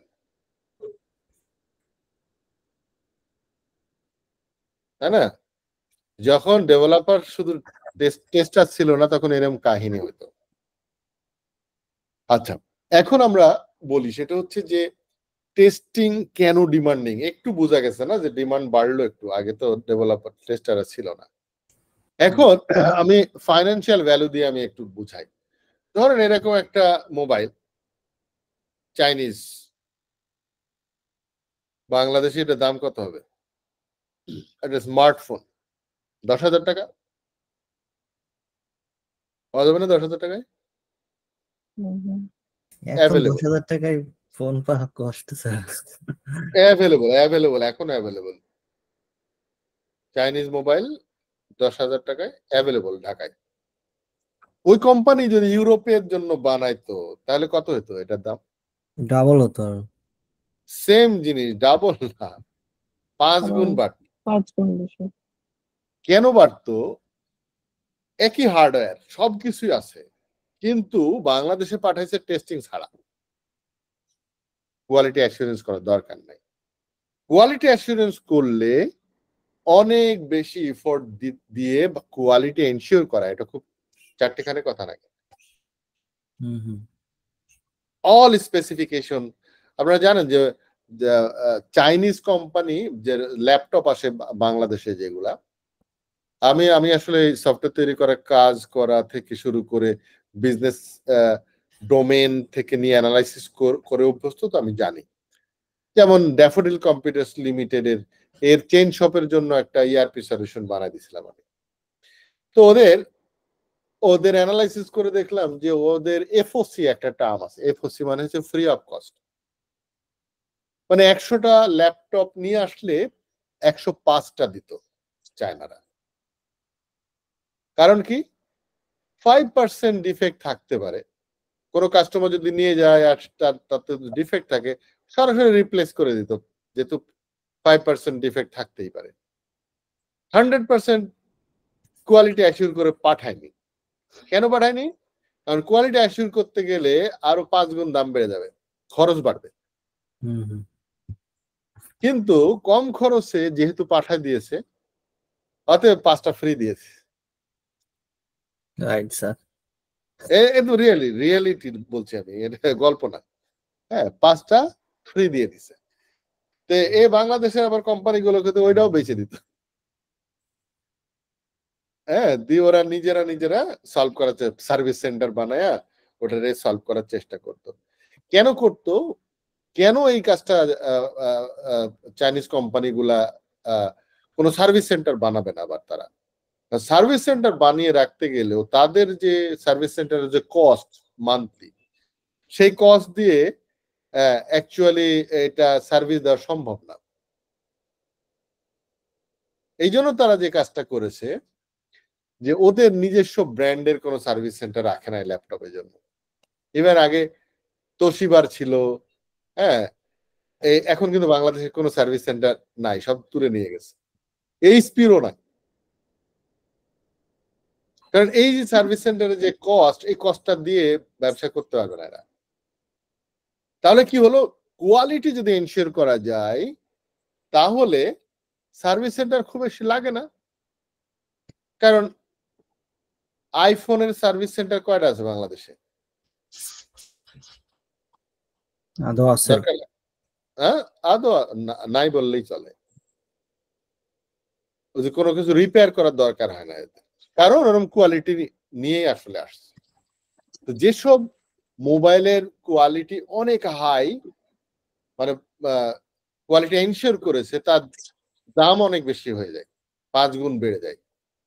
তো তার মানে কি, এখান থেকে আমরা বুঝতে পারছি না যে ডেভেলপমেন্ট কস্ট হচ্ছে যত, তার 5 গুণ বেশি লাগছে হলো আমার কোয়ালিটি ইন্স্যুরেন্স। কোয়ালিটি অ্যাসুরেন্সের কস্ট। কেন কোয়ালিটি অ্যাসুরেন্স করতে হবে? করতে হবে এই জন্য যে আমাদের বাংলাদেশের জন্য দরকার নেই। কারণ আমাদের বাংলাদেশের কোনো মোবাইল নষ্ট হয়ে গেলে, কোনো কি বলে কন্ট্যাক্ট হারিয়ে গেলেও কি আর হবে, আবার নতুন করে ইনপুট দিয়ে দেবো, অসুবিধা কি? গুগল আসাতে তাও একটু সেভ হয়েছে না? কিন্তু এই জিনিসটা যদি ইউরোপ আমেরিকার মার্কেটে হতো তাহলে কেস করে দিতে এদের না, যে তোমার জন্য আমার এত ডলার লস হয়েছে। সো ওইটা সামাল দেওয়ার মতো এরকম কোয়ালিটি লেস প্রোডাক্ট নিয়ে মার্কেটে আসতে পারবে না ওখানে, যার জন্য কোয়ালিটির ভ্যালু কিন্তু অনেক বেশি, দাম বেশি। আবার এই কোয়ালিটির জন্য লোক বলও বেশি লাগে এনশিওর করতে গেলে, আর ডিফারেন্ট পার্সপেক্টিভ থেকে দেখতে হয়। যেমন একটা চোর, আমি যদি বলি যে একটা চোর বা অপরাধী, তাকে ধরার জন্য বাংলাদেশে কতগুলা বাহিনী আছে জানেন? আমি সেদিন গুনছিলাম, পুলিশ, তারপরে হচ্ছে আনসার, ভিডিপি, পুলিশের মধ্যে আবার আছে র্যাব, তারপরে আছে এনএসআই, হ্যাঁ, ডিবি, ডিটেকটিভ, তারপরে হচ্ছে এসবি, হ্যাঁ, এরপরে হচ্ছে ডিজিএফআই, তারপরে হচ্ছে বেশ অনেকগুলো, আমি প্রায় 12টা মতো নাম দেখছিলাম। 12 ধরনের ফোর্স লাগতেছে, বা লাগছে কিসের জন্য? অপরাধীর জন্য, তাই না? তো এই অপরাধী হচ্ছে ডিফেক্ট আমাদের। যখন আমি একটা ডিফেক্ট ধরতে যাই, আমার ডিফারেন্ট পার্সপেক্টিভ থেকে দেখতে হয়, তাহলে একদিকে এক রাস্তায় দেখলে হয় না। এই জন্য অনেক বেশি এফোর্ট দেওয়া লাগে। এই জন্যই তো এখন কম্পিউটার সায়েন্সের লোক ছাড়াও টেস্টাররা খুঁজে বেড়াচ্ছে। কারণ টেস্টার কেন খুঁজছে? ডেভেলপাররা কিন্তু এভাবে খুঁজছে না, কিন্তু টেস্টার খুঁজে বেড়াচ্ছে, কারণ টেস্টার হওয়াটা কম্পিউটার সায়েন্সের লোকজন হলেও আরো টেস্টার দরকার। এই জন্য এটা ডিমান্ড বেশি। ইউএসএ তে টেস্টারদের স্যালারি কেমন? ভালো আছে স্যার, টেস্টারদের স্যালারি যদি সে লেভেলের হওয়া যায় অনেক ভালো। তাও I think entry level 670 থেকে মনে হয় শুরু হয় না। $70,000 $70,000, তার মানে মান্থলি কত হচ্ছে? 6 × 72 = $6,000 করে ধরেন। $6,000 মানে বাংলাদেশি টাকায় কত হচ্ছে? 7.5 80 7.5 লাখ। 7.5 লাখ টাকা যদি স্যালারি হয় মান্থলি একজন টেস্টারের, তাহলে তো এটা অনেক ভালো না? এটা এন্ট্রি লেভেলের স্যার, একদম বেসিক লেভেলের। আমার স্টুডেন্ট আছে নিউ ইয়র্কে থাকে, সে অনেক আগেই সে পেত প্রায় কত 1 কোটি, কত 1,10,000 বা 20,000 ডলার ইয়ারলি। তো এই যে ডিমান্ডটাই, ডিমান্ড কি এমনি এমনি বেতন দেবে নাকি কাজ না থাকলে, তাই না? তো ডিমান্ড অনেক বেশি, যার জন্য টেস্টিং এ সবাই আসে। যেটার ডিমান্ড বেশি সেটার চ্যালেঞ্জও বেশি। ঘুমিয়ে ঘুমিয়ে কাজ করলে তো আর ডিমান্ড থাকতো না, আরে এত সহজ জিনিস সবাই করে চলেন। হ্যাঁ, তো সফটওয়্যার টেস্টিং চ্যালেঞ্জিং জব। কেন চ্যালেঞ্জিং? প্রথম চ্যালেঞ্জটা আমি অলরেডি বলে ফেলেছি, সেটা হচ্ছে আপনি এমন কাজ করতে হয় যে আপনাকে পছন্দ করে না মানুষ, এটা বড় চ্যালেঞ্জ। দ্বিতীয় চ্যালেঞ্জ হচ্ছে আপনার টেস্ট করছেন, কাজ করছে একজন, আপনি টেস্ট করছেন, কিন্তু দোষটা আসবে আপনার ঘাড়ে, অ্যাকাউন্টেবিলিটি আপনার। যে তুমি কি টেস্ট করলা যে ডিফেক্ট সহ মার্কেটে চলে গেল প্রোডাক্ট? এটা একটা বেশি প্রবলেম। মানে ছেলেমেলে দোষ করলে দোষ হয় বাপের, না হয় অমুকের ছেলে বলে দিল, ঠিক টেস্টারের ঘাড়ে এসে দোষটা পড়বে। ডেভেলপাররা যতই ভুল করুক, কিন্তু টেস্টাররা ডিফেক্ট সহ যদি কোনো কারণে ভুল করে বের হয়ে যায়, তাহলে কাস্টমার প্রথম সু করে হচ্ছে টেস্টারকে। তাহলে যে কাজ আমি করি নাই তার দায় আমার ঘাড়ে। এই যে উদুর পিন্ডি বুদুর ঘাড়ে বলে না, ডেভেলপারদের দায় টেস্টারদের ঘাড়ে। দ্বিতীয় চ্যালেঞ্জ। তৃতীয় চ্যালেঞ্জ কি? তৃতীয় চ্যালেঞ্জ হচ্ছে আমি যে টেস্ট করব, কি টেস্ট করব, আমরা কি এনশিওর করি? Quality insurance quality. Quality ensure করি। আচ্ছা, কোয়ালিটি কি মাপা যায়? না, এই যে দেখছেন, এটা তো কোয়ান্টিটি না, কোয়ান্টিটি। যে আমি স্কেল দিয়ে মেপে দিলাম যে ঠিক আছে কিনা, তাই না? বা আমি একটু ওজন করে দেখলাম স্কেল দিয়ে, এরকম না।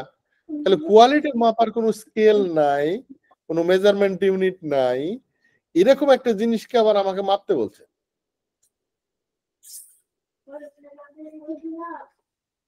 আপনি যদি বলেন যে আমি তো দেখলাম তো ঠিকই আছে, ধরেন আমাকে যদি লবণ টেস্ট করতে বলে মানে খাবারে, তা আমি বলি ঠিক আছে, আসলে কেউ খেতেই পারবে না তখন, আর লবণই দেয় নাই তরকারিতে, আমি বলি ঠিক আছে। তাই আপনার আপনার হয়তো জিভে ঠিক আছে মনেই হতে পারে, কিন্তু সবাই কি বলবে, কাস্টমার বলবে যে ঠিক আছে? না, কেউ লবণ কম খায়, কেউ লবণ বেশি খায়। হ্যাঁ। এখন আমাদের হাতে কোনো মেজারমেন্ট স্কেল নাই, আবার আমাকে বলছে কোয়ালিটি মাপতে হবে। তিনটা চ্যালেঞ্জের সলিউশন কি? এই তিনটা চ্যালেঞ্জ মিট করে আমাকে এই ডিমান্ডিং জবটা করতে হবে, কাস্টমার স্যাটিসফ্যাকশন নিয়ে আসতে হবে, কাস্টমারের কনফিডেন্স আনতে হবে এই সফটওয়্যারটার উপরে। বিশাল বড় চ্যালেঞ্জ। এই চ্যালেঞ্জটাকে যদি আপনি খুব ভালোভাবে হ্যান্ডেল করতে চান, তাহলে প্রথমত আপনাকে পার্সোনাল কিছু কোয়ালিটি অ্যাট্রিবিউটস নিজের ভিতরে ইনস্টল করতে হবে, অ্যাডাপ্ট করতে হবে কোয়ালিটিটা। কেমন? প্রথম কোয়ালিটি বলবো আমি, আপনার এনভায়রনমেন্টকে সুন্দর করতে হবে। আগে প্রথম কাজ হচ্ছে আপনাকে পছন্দনীয় ব্যক্তিত্বে পরিণত করতে হবে। আপনি যতই ভুল ধরেন না কেন, আপনাকে যেন তার পছন্দ করে। মানুষ পছন্দ করবে কি কোয়ালিটির জন্য, কেন আপনাকে পছন্দ করবে জানেন? সব থেকে পছন্দনীয় ব্যক্তির বৈশিষ্ট্য কি হওয়া উচিত বলেন তো? আপনি কাকে পছন্দ করবেন? হ্যাঁ, চুপ থাকা। চুপ থাকা অর্ধেক হয়েছে, সাদিয়ার কথা অর্ধেক ঠিক আছে, মানলাম আমি। চুপ থাকা, একদম কোনো কথা, ধৈর্য ধরতে হবে, ধৈর্য ধরতে হবে। আচ্ছা, অনেক ধৈর্যশীল লোককে কি আপনি পছন্দ করেন? আপনি কেন তারে পছন্দ করবেন? ওই যে অন্যের না ধরলে মানুষের পছন্দ হয়, কিন্তু এখানে তো আমাদের যেহেতু ভুল ধরাই কাজ, তো সেক্ষেত্রে তো এটার কোনো সুযোগ নাই।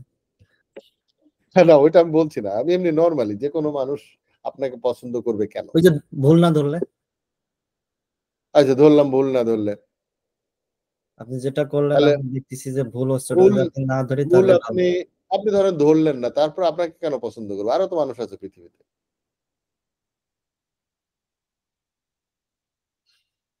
তাহলে কি প্রশংসা করা, যে কোনো কাজে তার প্রশংসা করা।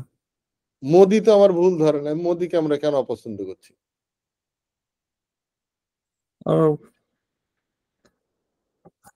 বিহেভিয়ারের জন্য। মানুষ তো মানুষকে পছন্দ করে একমাত্র বিহেভিয়ারের জন্য। যার যত ভালো কথা, যার যত মানুষ আপনাকে পছন্দ করার জন্য তিনটা জিনিস আছে। তিনটা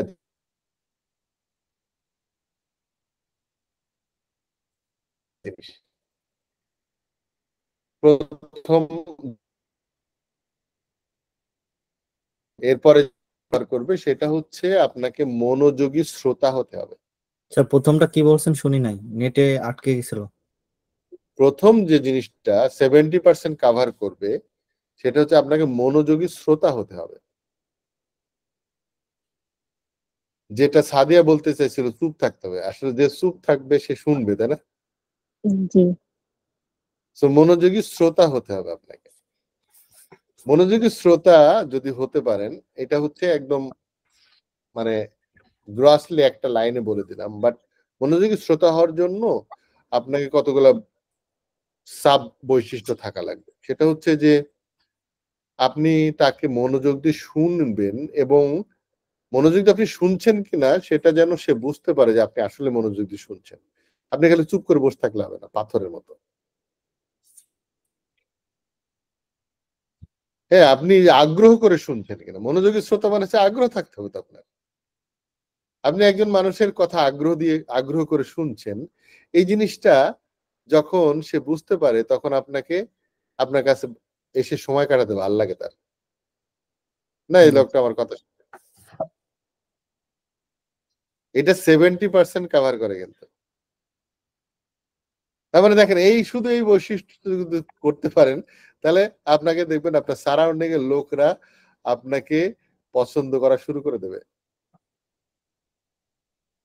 এখানে কিছু গ্রস মিস্টেক করা যাবে না, যেমন আপনি হয়তো একজন বলল দ্বিতীয়বার একটা কথা বলেছে, এর আগে একবার বলেছিল ভুলে গেছে সে, যে দ্বিতীয়বার কথা বলা শুরু করলো তখন আপনি বললেন, আপনি তো বলছিলেন একদিন শেষ, আপনি মনোযোগী শ্রোতা যতটুকু হয়েছিলেন না শেষ, আপনার ওই যে চোনা পড়ে গেছে।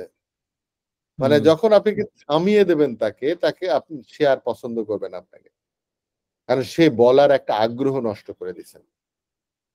জি স্যার।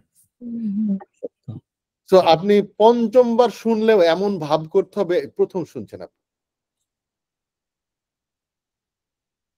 কেন? এই জিনিসটা যতই সে খারাপ কিছু করলেও আপনি ধৈর্য ধরে শোনেন তার কথা। একবার মসজিদের নববীতে এক ইহুদি এসে মসজিদের মধ্যে প্রস্রাব করছিল।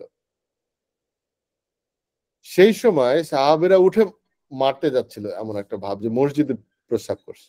রাসূল সাল্লাল্লাহু আলাইহি ওয়াসাল্লাম বলছেন, খবরদার ওকে প্রস্রাব শেষ করতে দাও, এই অবস্থায় ডিস্টার্ব করবে না। প্রস্রাব শেষ করার পরে রাসূল সাল্লাল্লাহু আলাইহি ওয়াসাল্লাম তাকে ডাকছে, বলছে যে তুমি যে এখানে প্রস্রাব করলে তুমি জানো এটা আমাদের পবিত্র ঘর, এখানে আমরা ইবাদত করি। তো সে তো সরি টরি বলে, মানে আপনি চিন্তা করতে পারেন যে সেই সময় সাহাবীদের কাছে তরবারি থাকতো। এই যে ধৈর্য ধরে তাকে শুনলো, আর আপনারা 5 বার কথা বললে রেগে যান, তাই না? একই কথা 2 বার বললে রেগে যান না? একই কথা বারবার। তাহলে প্রথমত হচ্ছে আপনাকে এইরকম ধৈর্য ধরে শুনতে হবে, ধৈর্য থাকতে হবে আপনার এই জন্য। এরকম ধৈর্য ধরে শুনতে হবে যাতে করে আপনি কখনো বিরক্ত তো দূরের কথা, আপনাকে আগ্রহ ভরে শুনতে হবে।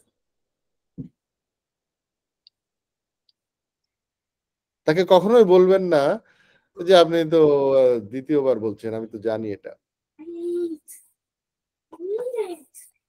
তাহলে আপনি মনোযোগী শ্রোতা হতে পারবেন। মনোযোগী শ্রোতা হওয়ার জন্য ধৈর্যশীল হওয়া লাগে। এর জন্য এটার জন্য একটা কাজ করতে পারেন, সেটা হচ্ছে বৃদ্ধ মানুষ আছে না, বৃদ্ধ মানুষের সাথে একটু সময় কাটাবে। আমেরিকায় কি বৃদ্ধ মানুষ আছে? অনেক আছে স্যার। অবশ্যই। বৃদ্ধ মানুষের সাথে মাঝে মাঝে গিয়ে সময় কাটাবেন, কথা বলবেন, সখ্যতা তৈরি করবেন। কেন করবেন? আপনার এই গুণটা তৈরি করার জন্য। এটা খুবই স্যার এটা আমরা ইম্পর্টেন্ট একটা জবে জিনিস। থাকলে হয় স্যার, মানে ট্রাই করি, ওই দেখা গেল 2 জন 3 জন 5 জন কাস্টমার টেক কেয়ার করতেছি, পরে দেখা গেল এমন একজন আসলে আর হচ্ছে না, তখন একটু শাউট হয়ে যায়। এটা হয়, এটা প্রতিদিনই ফেস হয়। জবের ক্ষেত্রে না, এমনি পার্সোনালি যদি এরকম কোনো মানুষ, অনেক ভলান্টিয়ার অপরচুনিটি আছে। তাহলে আপনার যে কোয়ালিটিটা যেটা হবে নিজের, অনেক বড় একটা কোয়ালিটি এটা। কারণ আমি এখানে একটা ইকোসিস্টেমের কথা বলবো। মানুষ পৃথিবীতে বেঁচে থাকে কাজের জন্য। আমার যদি কোনো কন্ট্রিবিউশন না থাকে আমি আসলে বাঁচতে পারবো না, আমাকে মরে যেতে হবে। এই জন্য কাজের মধ্যে এনগেজ থাকাটা খুবই গুরুত্বপূর্ণ কাজ। কিন্তু একজন বৃদ্ধ মানুষ যার শারীরিক সক্ষমতা নাই, হ্যাঁ, আস্তে আস্তে সে ভুলে যাচ্ছে, সে অনেক কিছু মনে করতে পারছে না, স্মরণ শক্তি কমে যাচ্ছে, এই লোকটা বাঁচবে কিভাবে? এই বাঁচার জন্য আল্লাহ তাআলা একটা ইকোসিস্টেম তৈরি করে দিয়েছে, যে বৃদ্ধ মানুষ বেশি কথা বলে।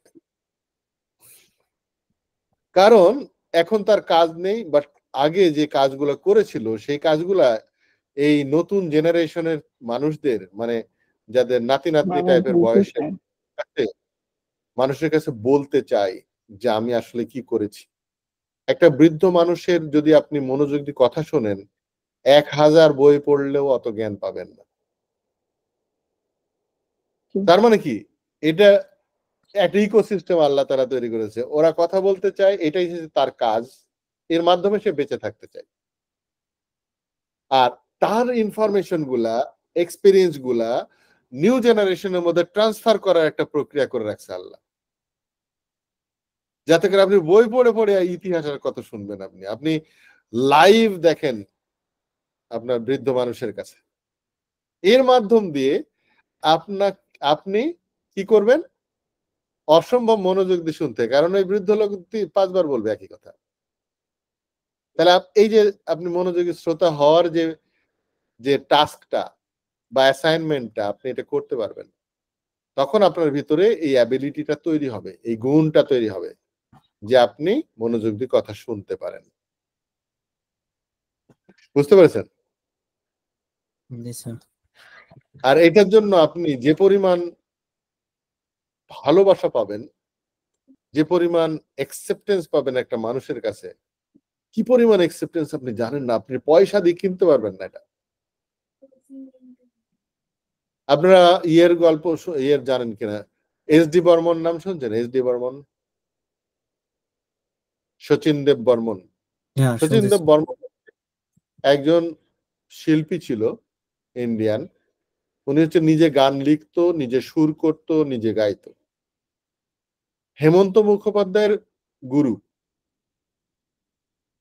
তো তার বৃদ্ধ বয়সে হেমন্ত মুখোপাধ্যায় প্রতিদিন তার বাসায় যেত, বিকালটা কাটাতো। হেমন্ত মুখোপাধ্যায় একদিন যায় নাই কোনো একটা কারণে। পরের দিন যখন গেছে, তখন একটা বিখ্যাত গান গেয়ে ফেললো, হেমন্তর জন্যই লেখা ওই গানটা। কি সেই গান ছিল? হেমন্ত যে তার কাছে কতটা এক্সপেক্টেড, সে একদিন না আসলে যে তার যে মন খারাপ হয়ে থাকে, এবং তার জন্য একটা গান লিখে ফেললো, বিখ্যাত গান। কি গান কেউ জানেন? আপনি তো মাইকেল জ্যাকসন শুনতে শুনতে এগুলো তো সামনেই আসে নাই, তাই না? কি সেই গান জানেন? এটা ছিল তুমি এসেছিলে পরশু, কাল কেন আসনি। আহ, বুঝতে পারছেন? একটা মানুষের মনের কি পরিমাণ জায়গা দখল করলে তাকে নিয়ে মানুষ গান তৈরি করে ফেলতে পারে। আপনার জন্য হয়তো গান তৈরি করতে পারবে না, এরকম অ্যাবিলিটি সম্পন্ন লোকের কাছে হয়তো আপনি যাওয়া আসা করবেন না, কিন্তু আপনার জন্য যে পরিমাণ দোয়া করতে থাকবে, এবং আপনি না আসলে তার যে মন খারাপ থাকে, এইটা জানতে পারলে আপনার ভালো লাগবে না? অবশ্যই স্যার। এরকম একটা পছন্দনীয় ব্যক্তিত্বে যদি আপনি নিজেকে তৈরি করতে পারেন, আপনার ডেভেলপাররাও আপনাকে পছন্দ করবে, যারা সফটওয়্যার বানায়, যারা এতদিন ধরে আপনাকে ছাপে নেওয়ালে সম্পর্ক চিন্তা করছিলেন, সেই জিনিসটা থাকবে না। এটা হচ্ছে 70% কথা বললাম। 20% হচ্ছে পজিটিভ কমিউনিকেশন করতে হবে, অলওয়েজ পজিটিভ কমিউনিকেশন। কোনো নেগেটিভ কথা বলবেন না, নেগেটিভ জিনিস নিয়ে আলোচনা করবেন না তার সাথে। প্রত্যেকটা মানুষের মধ্যে আল্লাহ তাআলা ভালো এবং মন্দ দুইটা দিয়েই তৈরি করেছে। কারো হয়তো মন্দটা একটু বেশি, কারো ভালোটা একটু বেশি, কিন্তু একেবারে নির্ভেজাল কোনো মানুষ বানান নাই পৃথিবীতে। নির্ভেজাল একদম কোন রকম খুঁত নাই, এরকম জিনিস হচ্ছে ফেরেশতা। মানুষ মানেই হচ্ছে তার ভুল ত্রুটি থাকবে, ভুল ত্রুটি দিয়েই মানুষকে তৈরি করা হয়েছে। আমাদের কাজ হচ্ছে ভুল ত্রুটিগুলাকে ইগনোর করে তার যে ভালো ভালো যে বৈশিষ্ট্যগুলো আছে সেগুলোকে খুঁজে বের করা। আমি যখন ভালো ভালো জিনিসগুলো খুঁজে বের করব, তখন আমার 3টা লাভ আছে। এক লাভ হচ্ছে আমার চোখ সুন্দর হয়ে যাবে, কারণ আমার চোখ খারাপ জিনিসের দিকে নজর পড়বে না, আর ভালো জিনিসগুলো খুঁজবে। Right sir. একটা ফুলের বাগানের উপরে মৌমাছি ওড়ে, আবার শুধু মাছি ওড়ে। মৌমাছি ফুলের মধুর জন্য ওড়ে, আর শুধু মাছি হচ্ছে নিচে পড়ে থাকা পচা মরা কিছু আছে সেগুলোর জন্য ওড়ে। আপনার চোখ তখন মানুষের ভালো জিনিসগুলো খুঁজে ফেরার চোখ তৈরি হবে। আর আপনার চোখ যখন এরকম হয়ে যায়, খারাপ জিনিস না দেখবে, তখন আপনার প্রতিদিন ভাল লাগবে। কারণ আমাদের মনের উপরে এমন ছাপ পড়ে, আপনি হঠাৎ করে যদি কোনো খারাপ জিনিস দেখেন সারা জীবনেও ভুলতে পারেন না। ছোট্টবেলা দেখলেও আপনার মনের ভিতরে এমন ভাবে থাকে ওটা ভুলতে পারবেন না। ডিলিট বাটন নাই আমাদের। এই জন্য ভালো জিনিসগুলো খুঁজে বের করার মানসিকতা তৈরি করতে হয়। তাহলে আপনি অবশ্যই তার ভিতরে ডাকাতের মধ্যেও ভালো জিনিস খুঁজে পাবেন, এবং সেগুলা দিয়ে যদি কমিউনিকেট করা শুরু করেন, সে আপনার ডাকাত হলেও আপনার বন্ধু হয়ে যাবে। অসম্ভব খারাপ মানুষও আপনাকে শ্রদ্ধা করবে তখন, এবং আস্তে আস্তে আপনার সামনে তার খারাপ জিনিসগুলা দূর করার চেষ্টা করবে, গোপন করার চেষ্টা করবে, যেহেতু আপনাকে পছন্দ করে। That's true, sir. তার মানে কি বললাম? পজিটিভ কমিউনিকেশন করতে হবে। পজিটিভ কমিউনিকেশনটা বিশাল একটা ভ্যালু ক্রিয়েট করে আরেকটা মানুষের। হ্যাঁ, আপনাকে শ্রদ্ধা করতে বাধ্য সে। এটাতে আপনি আরো 20% কাভার করবেন পছন্দনীয় ব্যক্তিত্ব তৈরি করার জন্য। 70 আর 20 আরো থাকলো 10%। এই 10% হচ্ছে আপনি ভালো ভালো কিছু কথা শিখবেন। হ্যাঁ, যেমন সুন্দর জোকস বা খুব ভালো একটা ঘটনা, যাতে করে আপনার কাছে বসে থাকলে তারা কিছু বিনোদন পায়, বোরিং না হয়। সুস্থ বিনোদন। ইন্টারাকশনটা ভালো হয়, আপনাকে ছাড়া যেন সে একটা দিন পার করতে গেলে তার কষ্ট যেন হয়।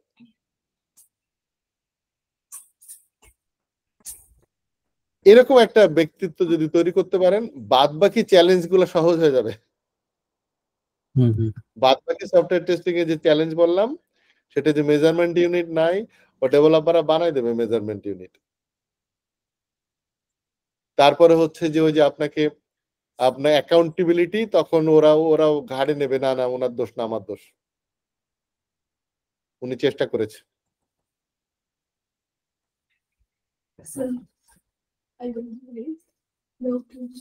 বুঝতে পেরেছেন? জি স্যার। এই মাইন্ডসেটটা হচ্ছে অসম্ভব দরকার। আর একটা মাইন্ডসেট দরকার, সেটা হচ্ছে এখন যেটা বলবো সেটা হচ্ছে আপনাদের অনেক বেশি পড়াশোনা করতে হবে, সেই দিকে নিয়ে যাচ্ছেন। সেটা হলো যে হু ক্যান টেস্ট। আমি সফটওয়্যার টেস্টিং এর কথা বলছি। Anything who can test. একজন কাজ করেছে আর একজন টেস্ট করবে। এই যে টেস্ট করবে, টেস্ট কার করা উচিত? আমি একটা জিনিস বানালাম, আমি কাকে দিয়ে টেস্ট করাবো? একজন টেস্টার দিয়া। টেস্টারের কোয়ালিটি আমার থেকে কি কম হওয়া লাগবে না বেশি হওয়া লাগবে? অবশ্যই বেশি ভালো লাগবে। অবশ্যই বেশি হওয়া লাগবে। একজন স্টুডেন্টের খাতা চেক করতে পারে প্রফেসররা, তো প্রফেসর স্টুডেন্ট থেকে কম জানে না? না। তাহলে একজন ডেভেলপার যা বানিয়েছে তার থেকে কম জানলে টেস্টার হওয়া যায় না? না, সেটাও না। কিভাবে? তার মানে ডেভেলপারের থেকে বেশি জানতে হবে যদি টেস্টার হতে চান ভালো।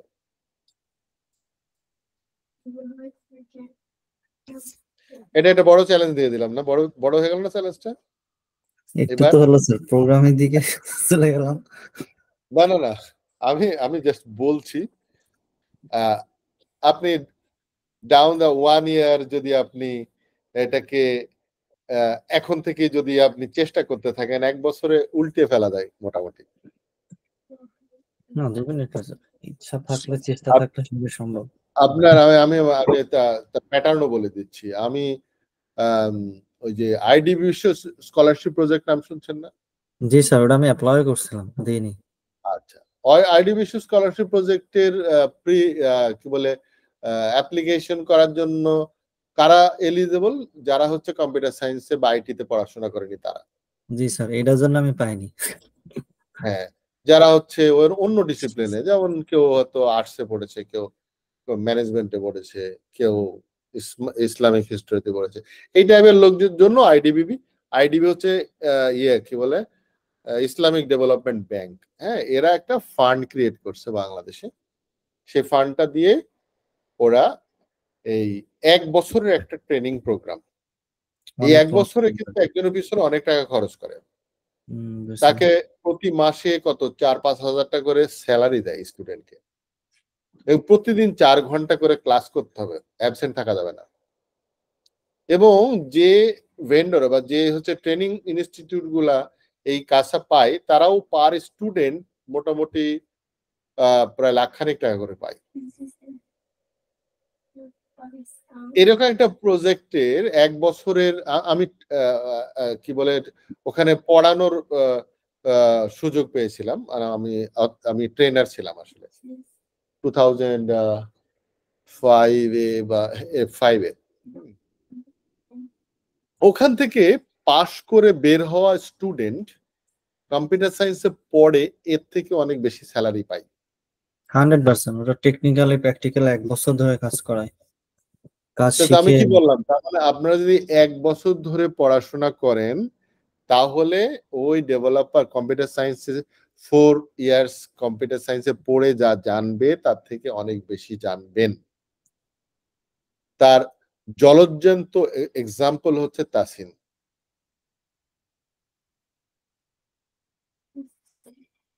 ওর সাথে এখন কোন কম্পিউটার সায়েন্সের গ্রাজুয়েটকে বসায় দিলে ওই গ্রাজুয়েট মোটামুটি উড়ে যাবে একেবারে। স্যার গ্রাজুয়েশনে কম্পিউটার সায়েন্সে কি শেখায় স্যার? আমরা তো একাডেমিক পড়ে আসছি। 4 বছর তো 4 বছর 4 বছর তাসিন হলো, কি শেখায়? কিছুই না স্যার। তাসিনের প্রতি আমি ইনভেস্ট করেছিলাম মালয়েশিয়ায় থাকতে। ও যখন ক্লাস 5 এ পড়তো, আপনি চিন্তা করতে পারেন অলমোস্ট 4 ইয়ার্স হচ্ছে,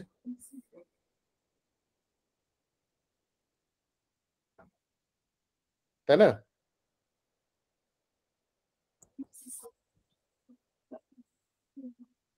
এই জন্য বলছি সম্ভব, অসম্ভব কিছু না, সম্ভব করতেই হবে। তো লাস্ট মেসেজটা কি দিলাম, যদি আপনি ডেভেলপারের থেকে বেশি না জানেন আপনাকে দিয়ে কেন ডেভেলপার টেস্ট করাবে? তখন তো আপনি টেস্টার না, তখন আপনি গেস্ট হয়ে যাবেন, গেস্ট। আপনাকে মনে করেন যে আপনাকে রান্না টান্না করে খাওয়ার দাওয়াত দিছে, তো আপনাকে খেতে বলেছে, গেস্ট আপনি, আপনাকে বলেছে নাকি টেস্ট করে বলেন তো খুদ টুদ কি আছে ধরে দেন তো। যারা হচ্ছে রান্নার টেস্টিং এ প্রতিযোগিতা করে সেখানকার যারা জাজ থাকে, মানে টেস্টাররা থাকে, তারা কি কম জানে রান্না করা, তাই না? না না।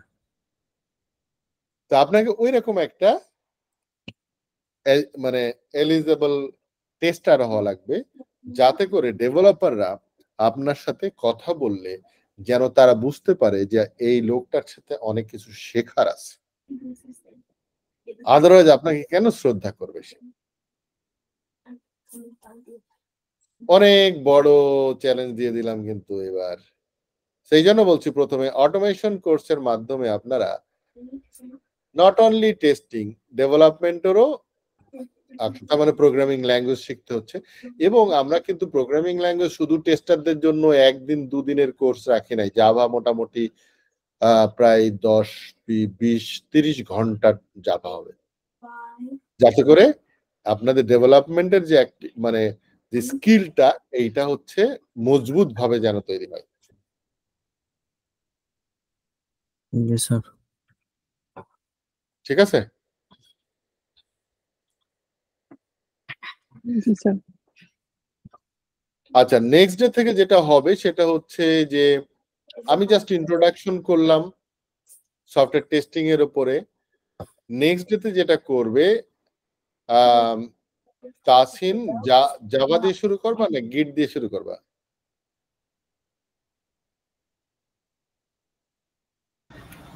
আচ্ছা, কোনটা বেটার হয়? বলো। Let's put it a vote তাহলে কি? আগে, তাহলে একটা ভোটের মধ্যে রাখি কোনটা আগে। ভোটের মধ্যে তুমি রাখো, ওদের ওনারা তো বলতে পারবে না, তুমি তোমার মতো করে ডিজাইন করো। আমি একটু বলে দিই, সেটা হচ্ছে যে টুলস গুলো আমাদের শেখা লাগে, কিছু টুলস কোনোটা আগে কোনোটা পরে, কেন দরকার হয়, প্রি রিকুইজিট। প্রথম দিকে একটু কষ্ট হবে, আমি বলে দিচ্ছি। এই কষ্টটাকে উত্তরণের জন্য একটু চেষ্টা করতে হবে। এটার জন্য হয়তো কোনো অনলাইনে কোনো বুকস অথবা কোনো ভিডিও টিউটোরিয়াল প্যারালাল দেখতে পারেন, কারণ ভিডিও টিউটোরিয়ালে তো আপনি প্রশ্ন করতে পারবেন না, তাসিনকে প্রশ্ন করতে পারবেন। হ্যাঁ, বাট একদম ওই লেভেলে একটা বিষয় নিয়ে যাওয়ার দরকার নাই যে একদম মাস্টার হয়ে যাওয়া, তাহলে আবার অনেক বড় লেন্দি কোর্স হবে, তখন 1 বছরে শেষ হবে না। তো আমরা একটা মডারেট অবস্থায় ছাড়বো, যেমন প্রথমে হচ্ছে আমরা গিট দিয়ে শুরু করব। গিট হচ্ছে একটা ভার্সন কন্ট্রোল করার জন্য, যখন আমরা কি বলে কোনো প্রজেক্ট যখন হাতে নিই কোলাবোরেটিভলি কাজ করার জন্য। হ্যাঁ, এবং এটা হচ্ছে এই যে আমাদের যে ডকুমেন্টেশন বা কোর্স প্রজেক্ট যেগুলো হয়, সোর্স কোড, এগুলা যেন আমরা প্রপারলি ভালো করে ম্যানেজ করতে পারি, তার জন্য আমরা গিট দিয়ে শুরু করব কাজ। তো গিটের জন্য কিছু কমান্ড লাইন বা ইয়ে লাগে, কি বলে, সিএলআই কমান্ড জানা লাগে। সিএলআই কমান্ড বলতে ওই যে কালো স্ক্রিনে, হ্যাঁ, ডজ স্ক্রিনে কিছু কাজ। তো তাসিন ওখান থেকে শুরু করবে গিটের কমান্ড টমান্ড দিয়ে। তাহলে টার্মিনালের বেসিক্স থেকে, টার্মিনালের বেসিস থেকে করো, অসুবিধা নাই। ঠিক আছে। তুমি বলে দাও যে টেস্টিং এর জন্য যে জিনিসটা লাগবে সেটা হচ্ছে ইক্লিপস লাগবে।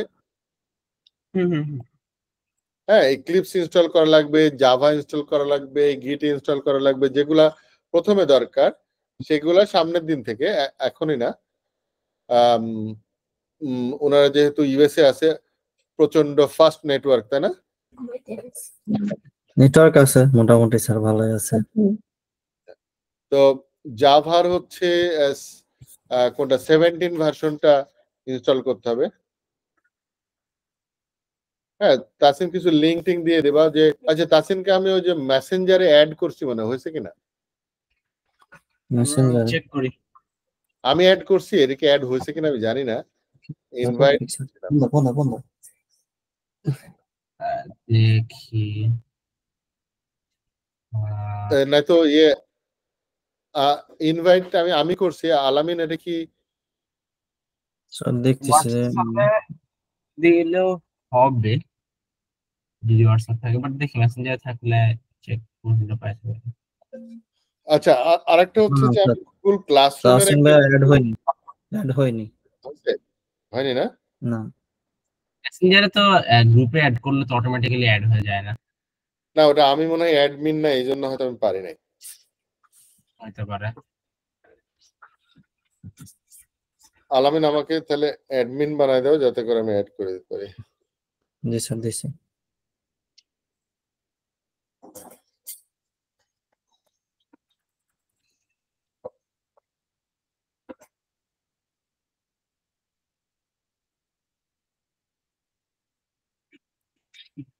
আচ্ছা, তাসিন কিন্তু ইয়ে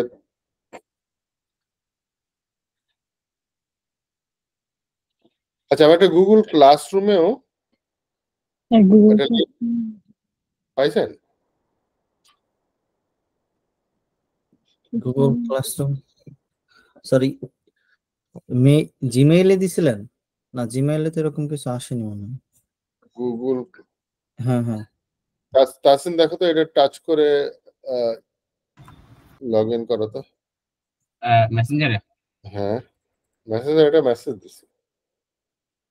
ও আচ্ছা, দেখি। আমাদের পাইস। তাহলে তুমি গুগল ক্লাসরুমের আমি একটা লিংক দিয়ে দিই। Software testing USA group. হ্যাঁ ও, গ্রুপ বানাইছো?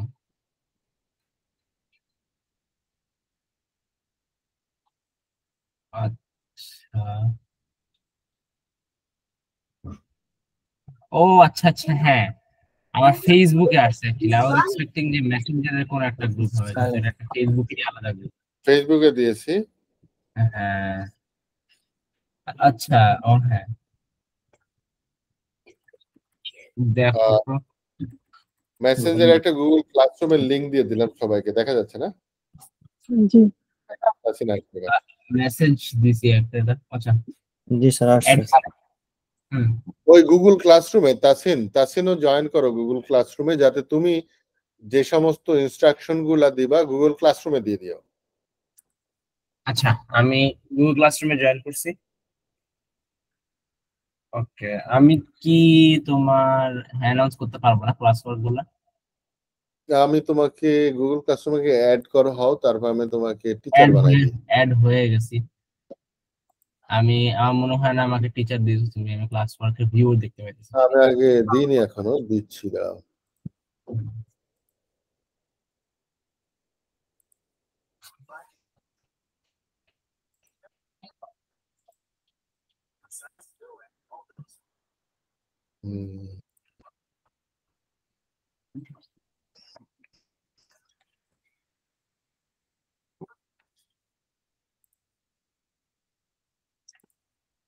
দেখো, তোমাকে ইনভাইট করেছি গুগল ক্লাসরুমের টিচার হিসাবে।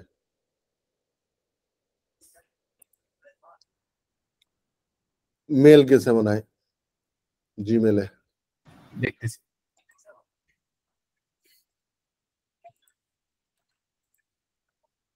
আলামিন লগ ইন করেছে। ইনভিটেশন টু কো-টিচ এক্সপেরিয়েন্স এটা আছে পাইছি। জি স্যার, আমি জয়েন আমার করছি। একটু সময় লাগবে, আমার হচ্ছে না, আমি একটু ওয়েট ট্রাই করতেছি। ও মানে ওই লিংকে ক্লিক করলে হবে, গুগল লিংকে ক্লিক করলে ক্লাসরুম, ও যে মোবাইল হয় তাহলে মোবাইল আবার অ্যাপ লাগবে। না, কম্পিউটারটাই ঢুকতে হবে, কারণ পরবর্তীতে এটা কম্পিউটার ছাড়া কাজ করা যাবে না। আচ্ছা, না হবে, আমি যেন মোবাইল থেকেও করতে পারি। হ্যাঁ হয়েছে,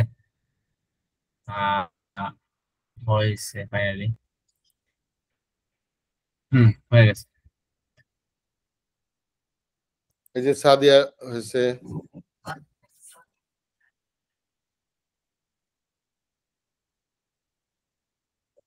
হ্যাঁ, তো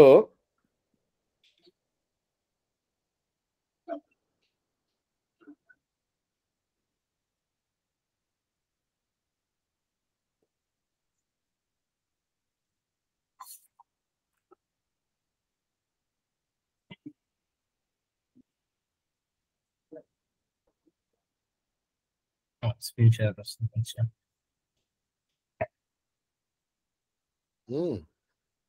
তো এখানে তাসিন হচ্ছে ইনস্ট্রাকশন গুলা দিয়ে দেবে কি কি ইনস্টল করতে হবে। হ্যাঁ, ক্লাস ওয়ার্ক বা ম্যাটেরিয়াল হিসাবে এবং ওই লিংক দিয়ে দিও, ডাউনলোড করার লিংক। হ্যাঁ, সমস্যা নেই, আমি পুরো লিংক দিয়ে দেবো। আর সবার কি অপারেটিং সিস্টেম কি উইন্ডোজ নাকি ম্যাকও আছে? না, উইন্ডোজ। আমারটা আমার উইন্ডোজ। ওকে, তাহলে উইন্ডোজ।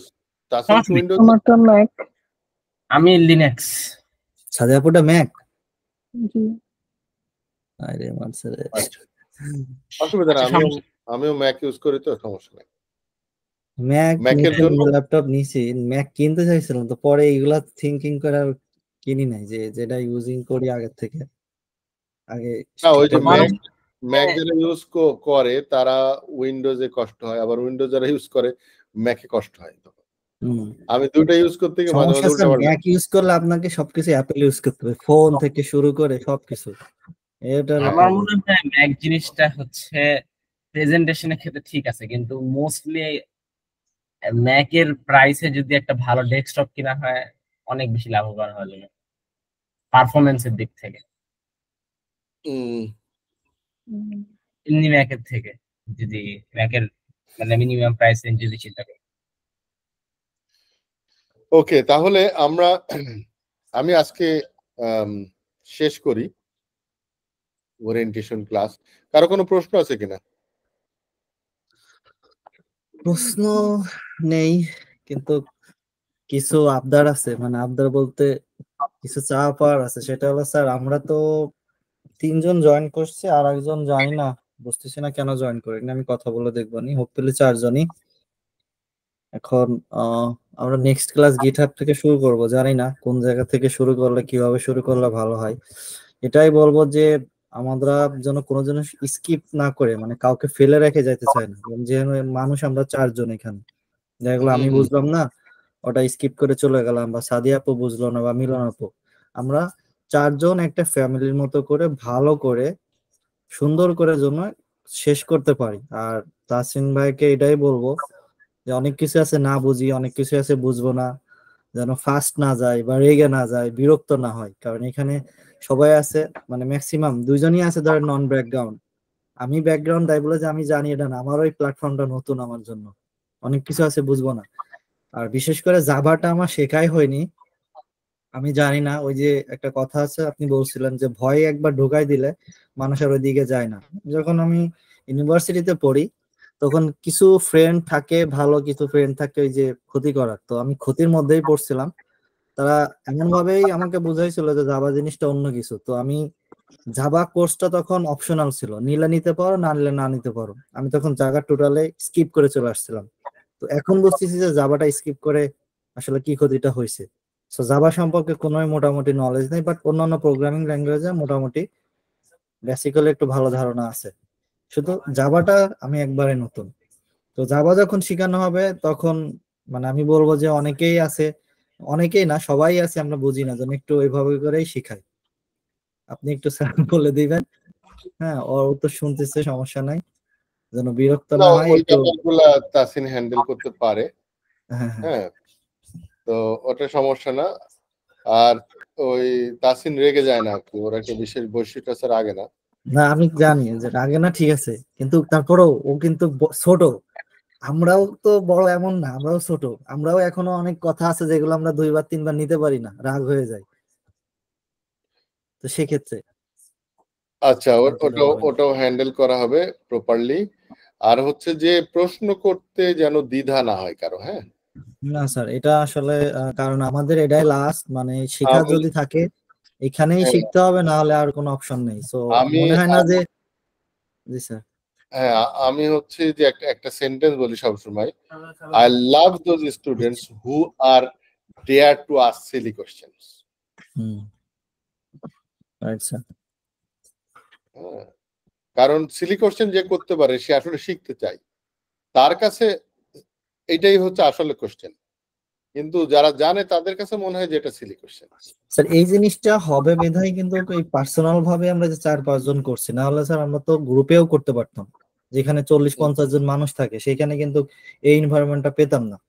না না, এটা যেগুলো সম্ভব কোশ্চেন হয় না। করছি, 40-50 হ্যাঁ জন থাকলে আসলে সম্ভব হয় না।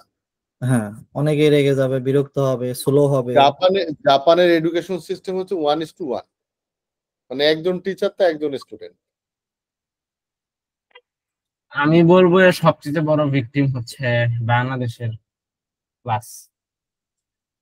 বাংলাদেশের ক্ষেত্রে যদি কোনো, মানে আমি যদি বেশিরভাগ ইনস্টিটিউশনের ক্ষেত্রে দেখা যায় যে এক রুমে বা এক সেকশনে 60-70 জনের মতো স্টুডেন্ট একসাথে বসে। সো যখন একটা স্টুডেন্ট কোনো একটা বিষয় নিয়ে অনেক লং টাইম ধরে কোয়েশ্চেন করে, আইদার বলা হয় যে লেটার বোঝানো হবে, অর জাস্ট ওই কোয়েশ্চেনটাকে এক্সপ্লেন করা হয় যদি টিচার ওইভাবে আগায়।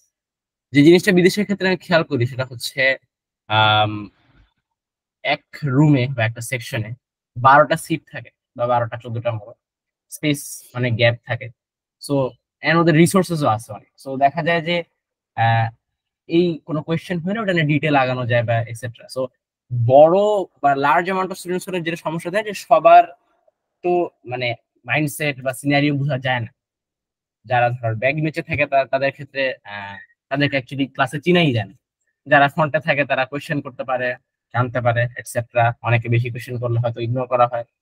সো অ্যাকচুয়ালি নর্মালি যদি আমরা ধরি তাহলে একটা এনভায়রনমেন্টে ম্যাক্সিমাম 10 থেকে 12 জন অনেক সুইটেবল শিক্ষার ক্ষেত্রে যে কোনো একটা বিষয়। হুম হুম। এটা ঠিক বলছে, কিন্তু এখানে যেহেতু 4 জন, এটা একটা ক্রাইসিস। 4 জনের আবার একটা ক্রাইসিস আছে, কেমন? 10 জন হলে ভালো, 4 জনের ক্রাইসিস কি? 2 জন যদি না আসে আজকে ক্লাস করতে পারবে না, হ্যাঁ তখন হয়ে যাবে 2 জন নিয়ে করব। হ্যাঁ এটা একটা প্রবলেম। এই ক্রাইসিসটা জন্য অ্যাটলিস্ট 10 জন হলে ভালো হয়। তাহলে আর 2 জন আসেনি, 8 জন আসছে, বা 4 জন না আসলে 6 জন তো আসছে। এটা একটা ইমপ্যাক্ট পড়ে স্যার, এটা সত্যি। যেমন আজকে একজন আসলোই না, সে কোনো খবরই নাই, তাই না? এটার জন্য হচ্ছে যে প্রথমে আমাদের যে জিনিসটা করা উচিত ফর্মালি, ফর্মালি হচ্ছে আসলে ক্লাস শুরু করা দরকার। ফর্মালি কেন বলছি, আমি যখন সিদ্ধান্ত নিয়েছিলাম, আমি প্রথমে কেমিস্ট্রিতে অনার্সে ভর্তি হয়েছিলাম, পরে আমি কম্পিউটার সায়েন্সে সুইচ করছি একলা একলা ডিসিশন নিয়ে। এবং এখান থেকে যদি দোদুল্যমানতা না আসে আমার, তার জন্য আমি কাজটা করেছি সেটা হচ্ছে সেমিস্টার শুরু মানে অ্যাডমিশন করেছি আমি 4 মাস আগে এবং ফুল পে করে দিয়েছি আমি, যাতে করে শয়তান যেন আমারে পিছাইতে না পারে। আর এই জিনিসগুলো হচ্ছে ডু অর ডাই টাইপের, যখন হবে একটা মানুষ তখন স্কিপ করে না, স্টেপ ব্যাক দেয় না।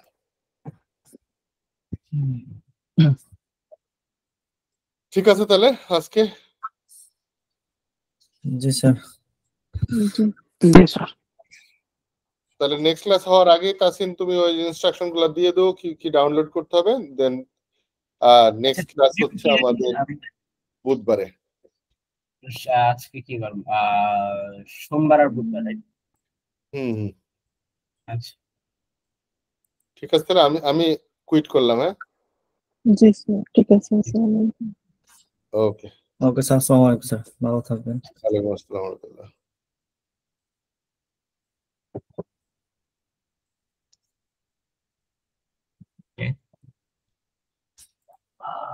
রেকর্ডার অফ করে দিলাম। হ্যাঁ জি স্যার, অফ করে। আর ক্লাসের টাইম তো 2 ঘন্টা না? হ্যাঁ 2 ঘন্টা, 7:30 থেকে 9:30। ঠিক আছে।